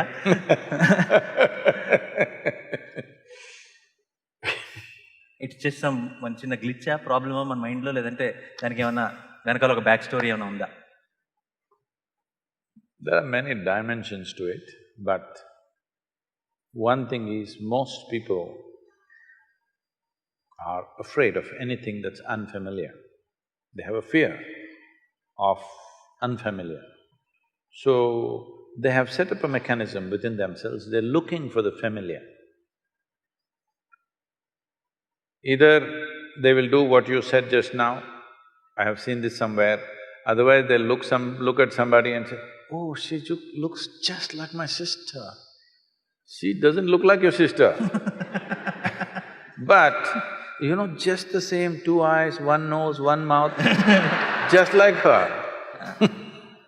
Like this they will find reasons because they're looking for something familiar. This usually happens to people when they're in that phase of their life, when they're not able to figure out what is happening with their life, or they're in a new space where they don't know anything about it, suddenly they will invent things that from somewhere else, this person looks like my grandfather, that person looks like my uncle, this person like this. Oh, this tree, I have seen it somewhere. Even that same damn tree never looked the way it looked on that day, I want you to know. Hello? Even that tree, if you've seen it earlier, it won't be the same. Day to day it is changing, isn't it? Day to day everybody is changing or not? So, but is it possible that somebody can revisit something? They can, but 99% of the time, it is not so. They're looking for something familiar.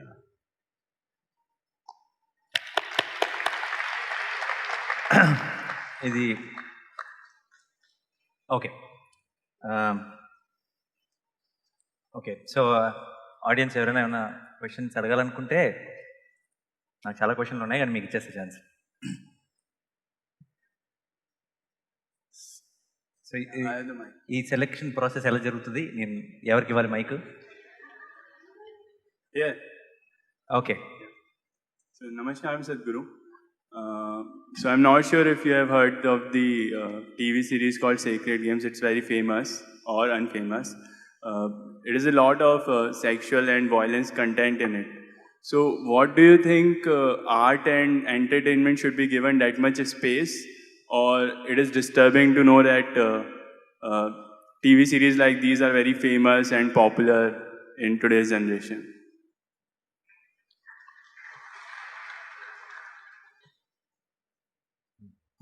If I understand the question right, you're asking why something that depicts so much violence and sexuality, why is it popular or why should we allow it to happen? Is that the question? Yeah, or it should be allowed in art, as in it's okay to be there.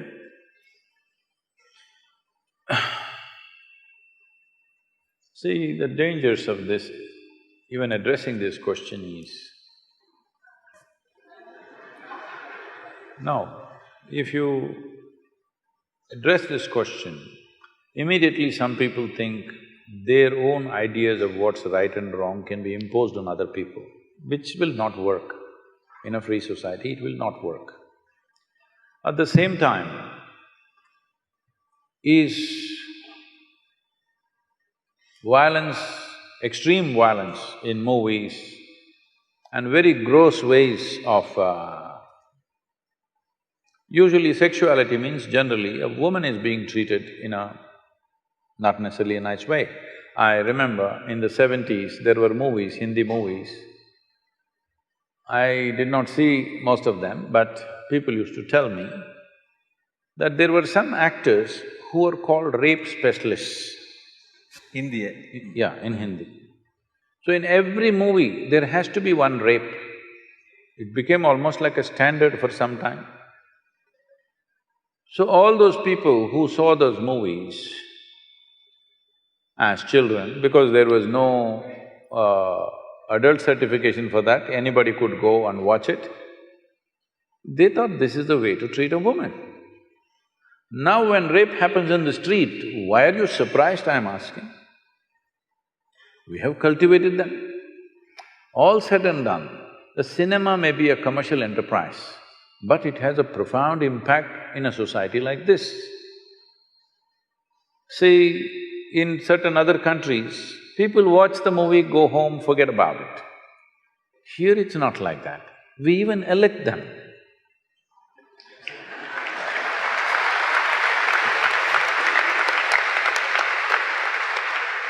Because a cinema is not a cinema. Cinema is more than reality in this country. So when it is like that, I think it should be conducted more responsibly. What is it that we are trying to create? If you try to control it from outside, it'll become ugly. If people use just about anything and everything to make money at the cost of the society, that is definitely ugly. So, I don't know what this television serial is because I never get the time to look at that place. Whatever it is, I don't know in what context. See, there is violence in the society, you don't have to hide it, you can show it. There is sexuality in the society, you don't have to hide it, you can show it. But are you glorifying it or are you showing it in a way that people say, this is not the way? You showed a rape because it's happened. When people see it, they must say, this is not the way. If they think, wow, this is the way, then what kind of society are you creating?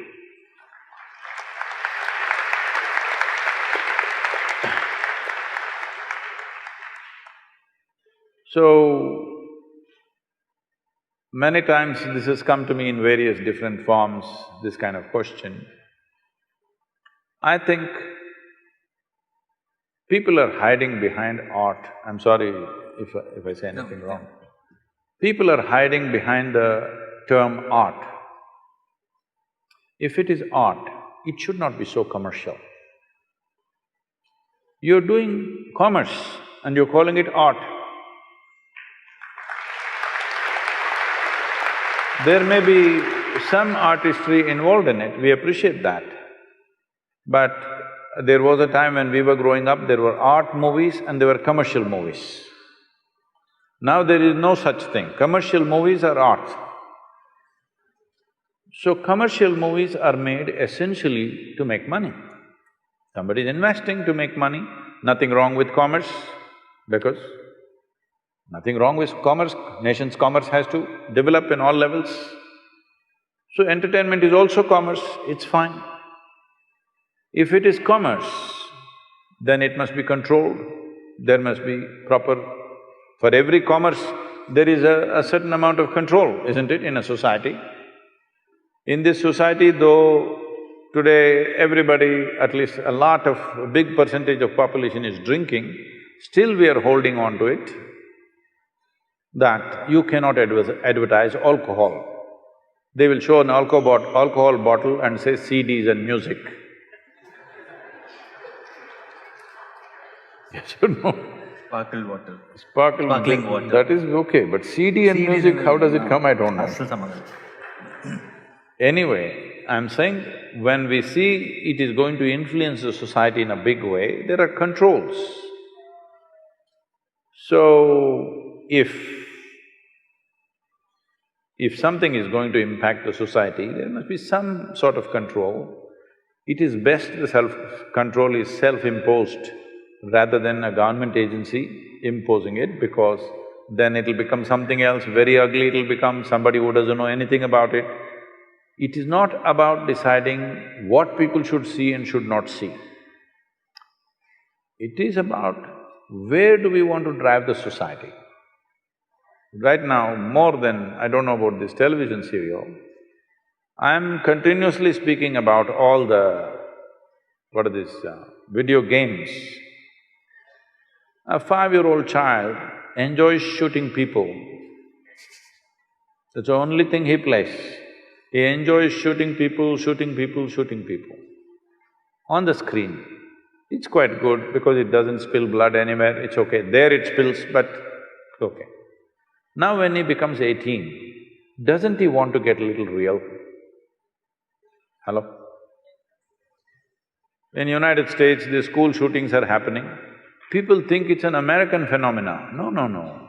If there were guns in Indian homes, it will happen. Hello? You think it won't happen? In America, in every home, there is more than one weapon, all right? In almost every home, there is more than one weapon, minimum. There is at least a shotgun and a handgun, for sure. We have toy guns. Not that, kids, I'm saying yeah. real firearms. Yeah.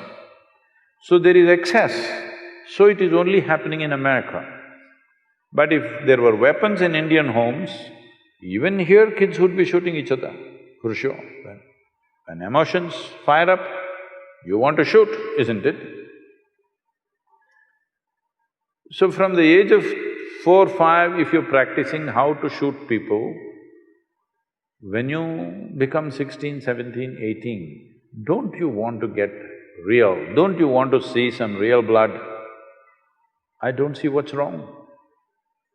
If you are cultivating your children to do this on the screen continuously, what is the problem for you if he gets real? Or if his friend gets real and he shoots your child, what is the problem, I'm asking? Because you must understand, certain actions have certain consequences. This must be handled responsibly by people who are creating those things. If you bring laws for everything, then society becomes ugly. Government cannot manage these things, people should manage these things. So if somebody makes such a thing, people should not go and watch it. But no, they all want to go and see. So somewhere they enjoy it, isn't it? Today you see any of the Hollywood movies, it's not like before. Before also they were shooting, but now it comes, the bullet enters and the brains splash and there is a rerun. Again it comes in slow motion and splashes all over the place. People are enjoying it. Once you enjoy these things, then violence is inevitable on the street. It's just a question of graduation, isn't it? So, what kind of society we want to create? All those people who influence the society in a big way, whether artists, politicians, media people, spiritual leaders, religious leaders, whoever has influence over people, they must look into themselves and see what is the consequence of our actions. This much responsibility must come.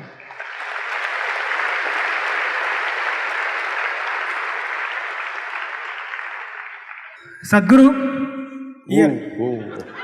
How did you grab the same place. microphone? Yeah. I have a question. My previous generation, my fathers are farmers, but they made me an engineer because they couldn't able to survive from their land.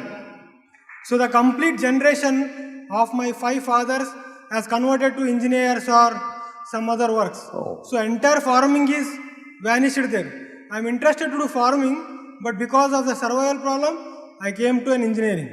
So how I have to overcome this process? Okay. Anyway,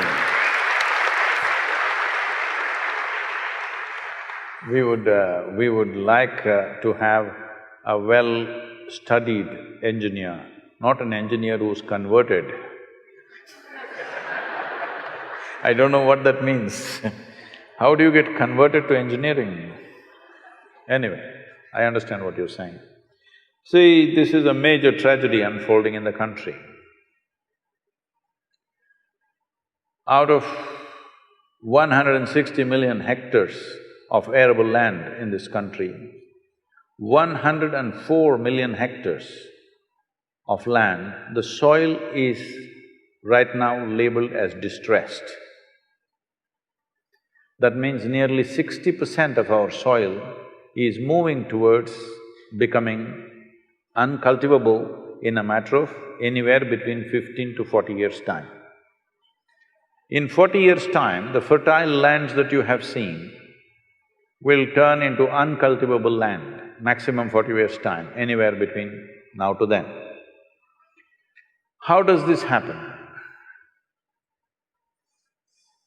If you want the soil to be rich, before we go into that, I want you to first understand, what is sitting here as you and me is just the soil that you walk upon, it's just a piece of the planet.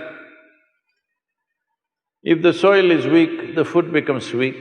The food is weak, our very genetics become weak. There's substantial studies about this.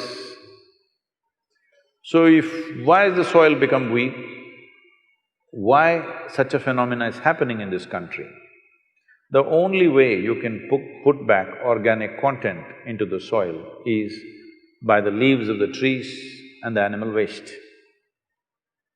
Trees are gone long time ago, just to tell you to what extent.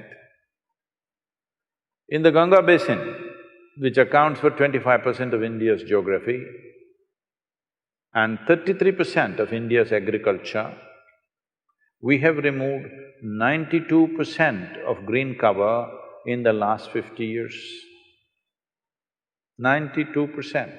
What is our plan for this land? In Kaveri basin, which is some 83,000 square kilometers, right now we're running a campaign called Kaveri Calling. All of you must be a part of it one way or the other. In Kaveri, in the last 50 years, we have removed 87% of the green cover. So no leaves, no trees, no leaves. Animals are all traveling abroad. How will you enrich the soil? The food that you're eating is just the soil. You ate it up. What did you put back? Nothing. By throwing chemicals, you think it'll happen? Pretentious agriculture is happening. If we don't change this, whatever other aspirations we have, everything will fail. Doesn't matter what business, industry, what you develop, we'll have serious issues. People think water is the issue, water is not the issue, soil is the issue. If soil is rich, there will be enough water. The reason why agriculture is suffering is, this is one aspect. The other reason is, why at the time of independence, over 92% of Indian population was in agriculture. If you look back and see, 250 years ago, we were the largest economy on the planet. We were the biggest exporters, 33% of the world's export came from India 250 years ago. So what were we exporting? Were we exporting rice? No. Were we exporting agricultural produce? No. What were we exporting? We were exporting largely spices, more than that, textiles. Andhra Pradesh, every district has a weave of its own. Yes? Textiles was the main thing. Between 1800 and 1860, when the English decided to destroy the textiles of this nation, systematically they went about destroying it. From 1800 to 1860, our exports came down by 96%. So that doesn't happen just like that. That was done as a systematic process. So when this destruction of industry happened, millions of people died in those 60 years, where one of the British Governor-Generals writes back saying, "The fields of India are bleached with the bones of the weavers." Millions. It is estimated over 3.5 million to 4 million people died in those 60 years out of starvation. The rest desperately went about doing some kind of subsistence agriculture. Subsistence agriculture means, I have a piece of land, I will grow little rice, little dal, little this, little that, everything that I need for a family, I will scratch the land and grow. This sort of agriculture happened. This is why 92% or 92% were in agriculture. Today this number has come down to 65%, thanks to you, you became converted engineer. 65 to 70% are still in agriculture. What this means is, for 10 people to eat, we want 10 people to eat, but now 7 of them are cooking. You think this is a good use of people? 10 people want to eat, very efficient, 1 person can cook. Don't want 2 or 3 people can cook. 7 people cooking for 10 people is not a wise way to do things, but that's where we are right now. Still 7 people are cooking for 10 people. So, you and more people must become engineers, it is good, or whatever else they have to become. But at the same time, can you let the agriculture die? Because today, if you make a survey, we have made some surveys, not official surveys, but generally we've just asked around. If you ask around, how many farmers want their children to go back to farming? Less than 2%. This means in another 20-25 years, when this generation passes, we will not know how to grow food. You may think the farmer looks illiterate, he's not dressed like you, he doesn't look like you, he looks like no good. But I'll do one thing for you. You are from the farming family. Those of you for 2 generations who lived in city, you have MBA, even if you have agricultural MSc, you come, I'll give you 10 acres, fertile land. 5 different crops, you grow it by yourself without taking local help. You will see you can't do it. Because this intrinsic knowledge that our farmer has, this is one of the most fantastic things that India has done is, of the many things, well, we are going to the moon, we've gone to Mangalyaan, all kinds of things, businesses have done great things, science has done many things, but the most fantastic thing is, without any science of any modern science, without any new technology, just with traditional knowledge, our farmers have fed 1 billion people. This is not a small thing.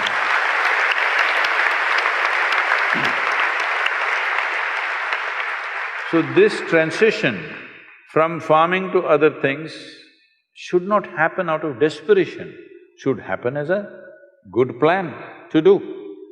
Right now, one reason why farming is not succeeding is, soil is weak, so water is scarce. Another thing is, scale is too small to make it successful. The average land holding is 1 hectare, that means 2¼ acres per family is what we have. At this level of holding, whatever you do is going to be waste. Everybody is under loan, okay? Some 78% of Tamil Nadu's farmers are under debt. Because, I'll just tell you an example. A young farmer in our region, it's very fertile region. He has 3.5 acres. So I meet him and ask him, what are you doing for your water? What's your water source? He says he's put 9 bore wells. In 3.5 acres, he's put 9 bore wells. Because there are bore well companies which will come and promise, if you put it here, more water will come, if you put it there, more water will come. Everybody is hitting bore wells and bore wells. In 3.5 acres, maybe there is 1 or 2 sources or maybe there is no source of water. Because the scale is so small, everybody is putting a fence, everybody has a bore well, everybody has an electric connection. This is not going to work. We need the scale, otherwise it'll not work. Does it mean to say we have to take their land? No, for this we have worked out a system. I don't want to go into all the details in this, but this is what Rally for Rivers was about, how to integrate irrigation and marketing for the farmer so that his life can change. Now, one more big thing is, see, India, the latitudinal spread that you have from Kanyakumari to Himalayas, 12 months of the year you can crop. There are very few nations where you can grow crops 12 months of the year. From Kanyakumari to Himalayas, you can grow literally almost anything you want in the world. If we handle this land right, we can provide food for the entire world. It's possible to do that. And this is the only nation where 65 to 70% of the population knows how to do this magic of transforming mud into food. It is not a small thing. We could use that knowledge, we could use that capability, or we could make them destitute and come to cities and live in slums without any dignity, without any life to live, without any productivity, getting into crime. You become an engineer, I'm glad. Many farmers' children join crime or other kinds of things because they have no other option. So this needs to be addressed. So one of the things is, we have converted literally over 69,670 farmers in Tamil Nadu from regular farming to what is called as agroforestry. Their incomes have gone up 5 to 10 times in a matter of 8 to 10 years. This is what we are calling as the Kaveri calling for the Kaveri belt… basin area. Because if you do this, we want to convert 1/3 of the Kaveri basin into agroforestry. If you do this, the 46% depletion that's happened in the river waters will come back. River will flow once again, farmers will be rich and well-to-do, all this debt that is there in the banks will not happen because farmer will be rich by his own resource. This has to be done in a planned way, we must execute this. Otherwise, this nation is sitting on too many problems and too many possibilities also. But to convert problems into possibilities, every citizen has to stand up and do what needs to be done.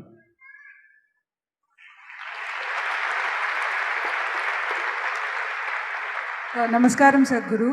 Where are you? Sadhguru here. Okay. When a movie is made, the idea and the story is… The question is for him. No, Sadhguru, it's to you. The idea and the story is developed to make it more popular on commercial factors. It developed on commercial factors to make it more popular, to reach more number of people. Can we use cinema to spread the spiritual methods to large number of people through commercial and popular ways? Can you give some direction towards it?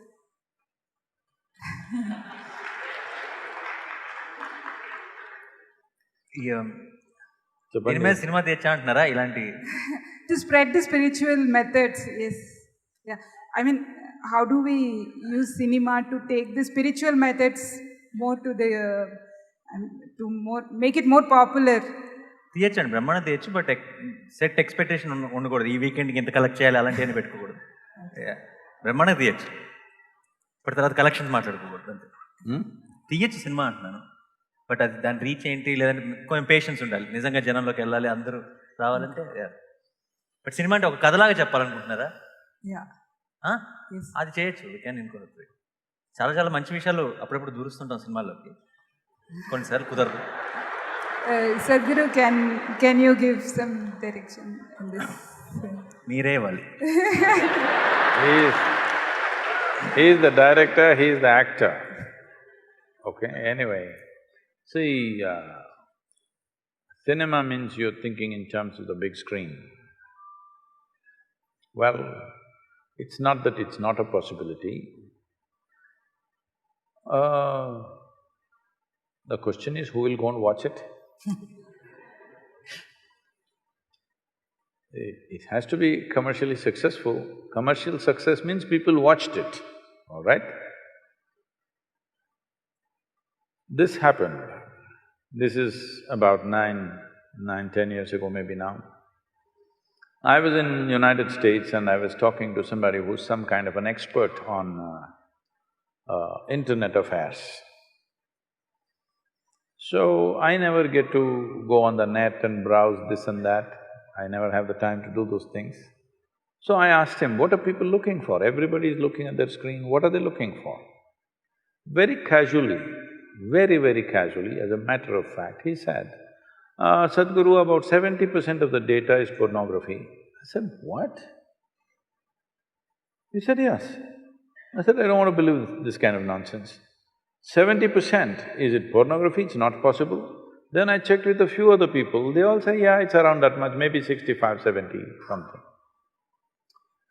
And what else are they using this for? There are many other things, drug sales, arms sales, all kinds. More than anything, what really kind of brought disgust to me was 1.6 million children below 15 years of age are sold on the internet every year. When we sell our children, as human beings, we've hit the bottom.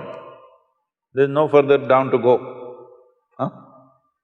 When we start selling our children to be used in all kinds of slavery, this means we've hit the very bottom, there's no further place to go, isn't it? That is when I decided, then let me get on the net.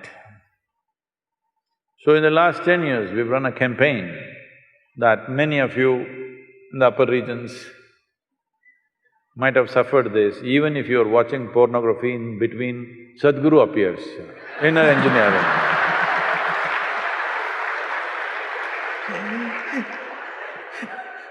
I'm saying this with some glee because when such a phenomenal technology is available to us, is this what we do? See, many great beings have come on this planet, but when they came, if they spoke, hardly 10 people heard. In the 10 people, all kinds of things. Today is the first time you can sit here and talk to the entire world. When there is such a tool in our hands, if we don't transform humanity now, that means we have no intention at all, isn't it? So your question is very relevant, but will our natural star make a movie on spirituality? Biopic Sadhguru.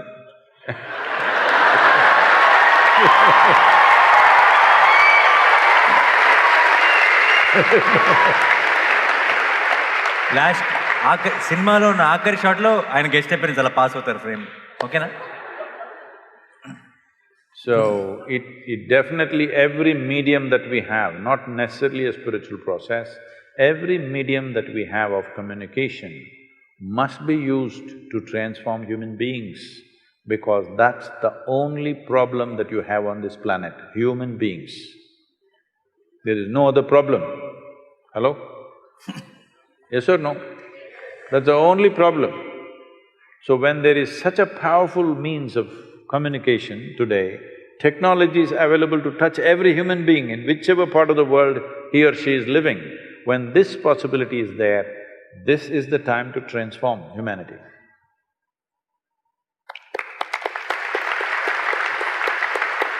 Namaskaram, Sadhguru. Here, Sadhguru, in the front, to your left. Namaskaram. Sadhguru, I would like to know how realized beings, only some of them become gods and others don't. Is there any science behind it, or do they come with any predetermined… No, they just life? have to die. So for example, after Gautama, so many would have come, but I think only you are doing such phenomenal things on this planet. What are you trying to tell me? I'm saying only you… you are likely to be the next god, but then already you are a god now. But I'm saying, why only you? For example, in these 30 years, so many disciples, so many people you have cultivated. Would you make one of them as capable as you? In the days to come, in the years to come, can we see one of your disciples as Sadhguru?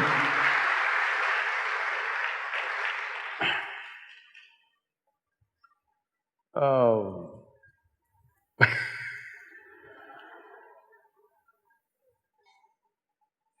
Gautama became a Buddha, did not become a god.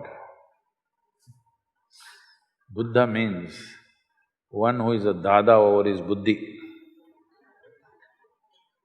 One who has total mastery over his buddhi is a Buddha. One who has no mastery over his buddhi is a monkey. Compulsive. So many things. Tell me, what is it human beings are suffering? Their own intelligence, isn't it? If you take away half their brain, they will sit peacefully. So they don't know how to handle their own intelligence, that's all they are. So in this, where does God come from? You must understand, this is a godless culture. Please listen to me carefully. This is a godless culture. There is no the God in this culture ever.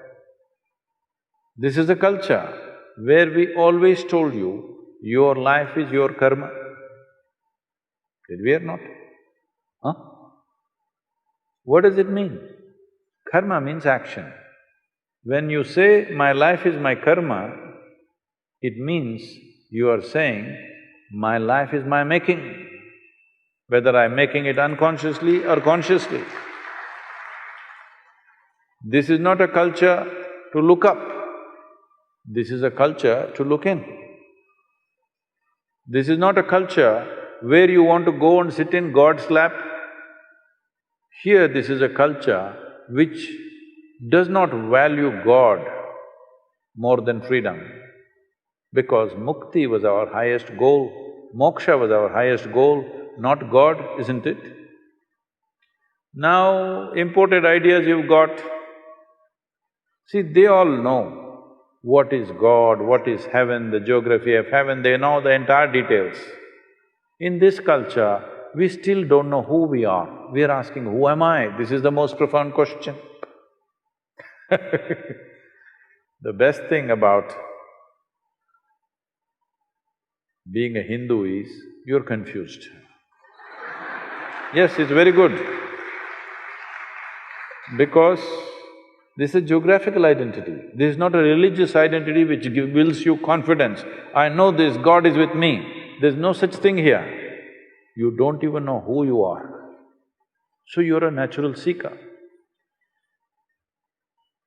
Once you don't know, once you realize you do not know, we can try an experiment with you. Suppose I ask you to walk from there to there now. You will walk very self-conscious, how others are looking at you, this, that. Walk like this. Suppose we turn off the lights and make it pitch dark. Now I ask you to walk from there to there. You will become super alert, isn't it? Hello? The moment you don't know what is the next step, do you become super alert or no? Some of you who do not know how to be alert will start imagining things and create fear. Otherwise, it's natural to become super alert, isn't it? So this is what it means. This is called as the intelligence of ignorance. If you identify yourself with your knowledge, which is all rubbish, whatever knowledge you have, if you identify with your knowledge, even if you know the libraries of this world, still compared to this cosmic space, your knowledge is minuscule, isn't it? Huh? Is it minuscule or no? You may have 10 PhDs, still what you know is a minuscule. If you identify with a minuscule, you become a minuscule. But our ignorance is boundless. Hello? Our ignorance is limitless, isn't it? If you identify with your ignorance, you're limitless. Once you identify with your ignorance, your intelligence will never sleep. Even if your body sleeps, your intelligence is always awake, standing. Then we say you're awakened.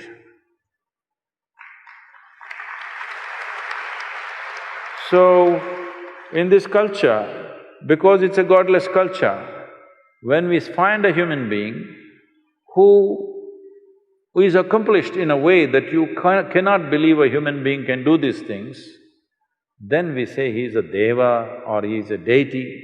So, we say somebody is awakened because he is able to see and do things that you are not able to do. You naturally look up to him. So we make him like a deity. The word God comes from outside. We don't have a word for God, please see this. We call it a murti, we call it a yantra, we call it by different names. It's very appropriate. In this culture, people are referring to Tendulkar as cricketing god. It's not wrong. When we find somebody is accomplishing something that seems above what is human capability, what we think is human capability, then we look up to him as an accomplished being. There are words for this, but now because we've gotten into Western ways and we are speaking an English language, we are using the word God. Otherwise, we called him a Mahatma, we called him a Mahanubhava, these kind of words, just to say it is an extraordinary being. And that extraordinary being became the aspiration of everybody else in that society. Out of our love, out of our respect, we may put some flowers, we may do something, but you must understand, we are aspiring to be like him. We are not there to go and sit on his lap in heaven. This is not the aspiration in this culture. Always the aspiration is this. You must understand, this is something that's all gone crazy now. There is no worship here. There is no prayer here. There is only darshan. Darshan means you behold a form which you think is higher than you and you want to take it into your heart. Make that a part of yourself.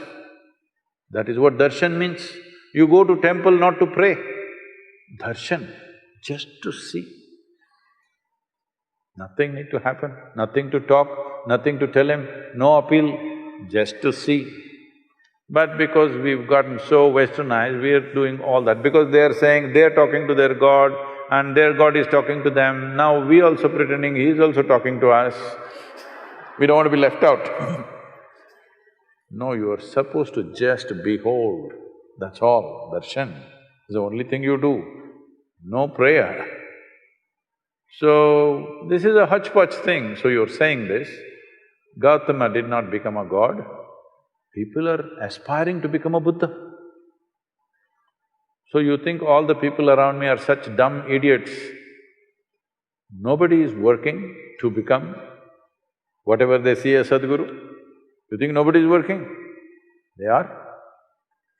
There are… because we are touching millions of people, nearing 1 billion now, because of this, some people just watching YouTube and they think they're doing well. Some people are on daily quote and they think they're doing well. Some people have done inner engineering and they think something is happening.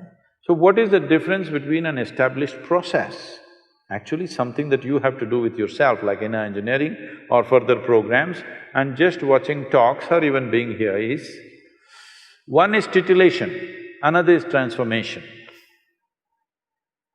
Titillation means you know what? It's entertainment, spiritual entertainment. Little, maybe the way you think and feel you change a little bit. This is not transformation, this is a little change. It may help you, I'm not saying it doesn't help, it helps, but there is no transformation. Transformation means you as an individual is a form. This form should transform. If that has to happen, something more profound has to be done.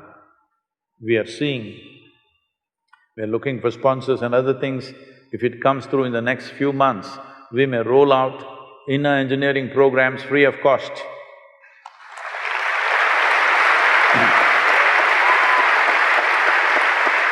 People are telling me, Sadhguru, you will have to file for bankruptcy. Such a thing will not happen. I'm sure people have enough sense when they see some value, they will respond in their own way and contribute in their own way to keep it going for others. So, we will make it like this, for you it is free. If you want another person to take it, pay something for the costs.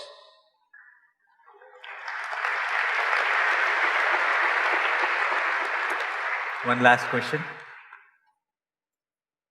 Namaskaram, Sadhguru. So we have an Indian tradition of like going to priest for a baby's name. So, and also when people start believing in some other religion, they change their name.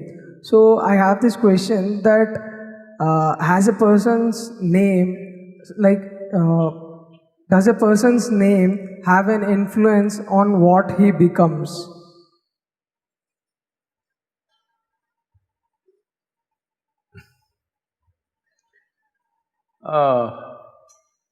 It depends who that person is. It is just that when we name our children, we want to name something pleasant or inspiring. The official name we want it to be inspiring. The pet name at home, we want it to be pleasant and sweet. This is a natural thing. Why we want it to be inspiring is, when we utter, anybody who utters his or her name should feel something. Because your name has not only impact on you, it has impact on others because they are the people who say the name most of the time, not you. You don't go on chanting your name, it's the other people who say the name. So it must have a good impact on them when they utter the name. There is something called as sound. There is sound? Hello? The existence has sound. Words are created by us. When I say word, when you give a meaning to a sound, it becomes a word. If I say boom, if you give a meaning to that, it becomes a word, isn't it? But boom is just a sound. So sound exists. Today modern science is telling you, everything in the universe, including your body, the planet, the solar system, the galaxies, everything, if you look profoundly enough, there is no physical matter, it is just a reverberation, vibration. Where there is a vibration, there is bound to be a sound. The question is only, is it within your hearing range or not? Some sounds are in your hearing range, rest are not in your hearing range. Otherwise, this whole creation right now is making a humongous amount of sound. You don't hear it because your hearing range is within a certain frequency band. So, every sound that you utter has a reverberation. A reverberation can either have a positive impact or a negative impact. So, in this culture, we looked very profoundly and looked at what kind of sounds you must utter for your child. But today you're calling them cuckoo, bobo, momo, Nani. I didn't realize that. So cuckoo, bobo, nani, at home it's nice. But now that he's at home everywhere in the world, everybody calls him Nani. That's a different matter. But the idea of giving profound names is, it is for the sound structure of that name. When you utter that sound, there must be a reverberation which enhances who I am. And also for the people who utter that. All kinds of very… for a foreign tongue, very difficult sounding names, but profound impact. So sound and reverberations have impact. If there is somebody who's conscious, even today, I think I'm giving names for thousands of children every day. Depending upon the time, date and their birth and looking at their picture, we give a certain kind of name which fits that child, somewhere close around that. So this, different people were doing at different times, but everything, there is distortion. About everything there's distortion. Now, before the child is born, they've chosen the name because something else. They want to call him Johnny Walker because they like the drink.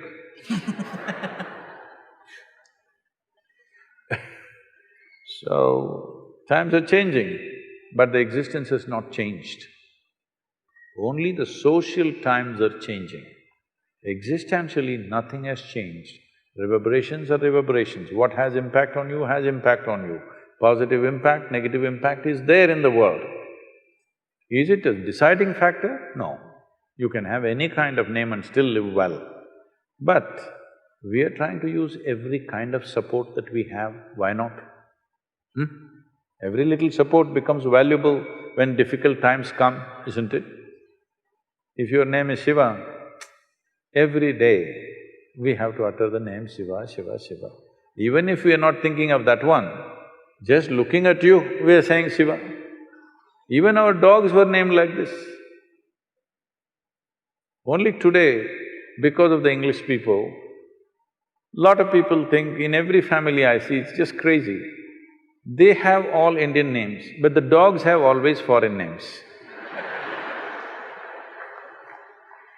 This is because This whole having a dog as a pet came from the English people because they were feeling lonely away from their homes. They loved their dog, cuckoo, bobo, momo, momo, all that. We had dogs, cows, animals in the house. I have one, Guruji. His name is Subramanyam. It's a beagle, Subbu.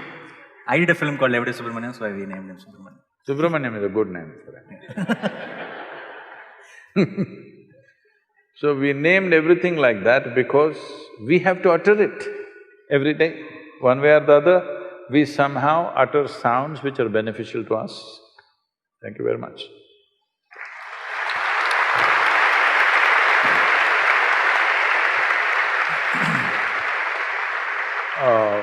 Because this question, agriculture, was asked and there is a concern everywhere.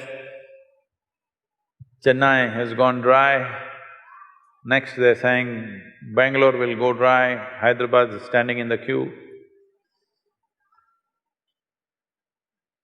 I want all of you who are here today, if you're a concerned citizen of this country, in some way please participate in Kaveri Calling. We will give out a call how to participate. There will be… This is a more action-oriented thing than Rally for Rivers, because here we want to plant… To make 1/3 of Kaveri Basin green once again, we need to plant 242 crore trees. This is not like… we are going to go and physically plant everything. This will be done on farmers' land by them, but we have to support it. So we are looking at raising super large nurseries. Right now, we have over 24 nurseries across Tamil Nadu. Now we are seeing how to build these nurseries in Karnataka also. So there is room, we will start a campaign, at least plant 1 tree for each one of you. If you're four people in the family, plant 4 trees. It will be a minimum amount of just raising the nursery kind of cost, not a very big cost. So, you don't have to plant just 1. And you may have a tree to sit under like Gautama the Buddha. It may work.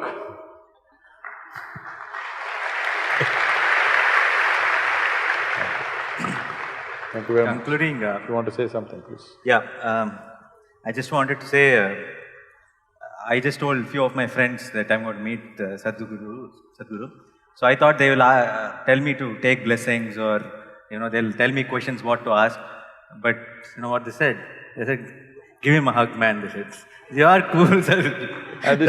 This is a trick. No. This is a trick. No, it is not a trick.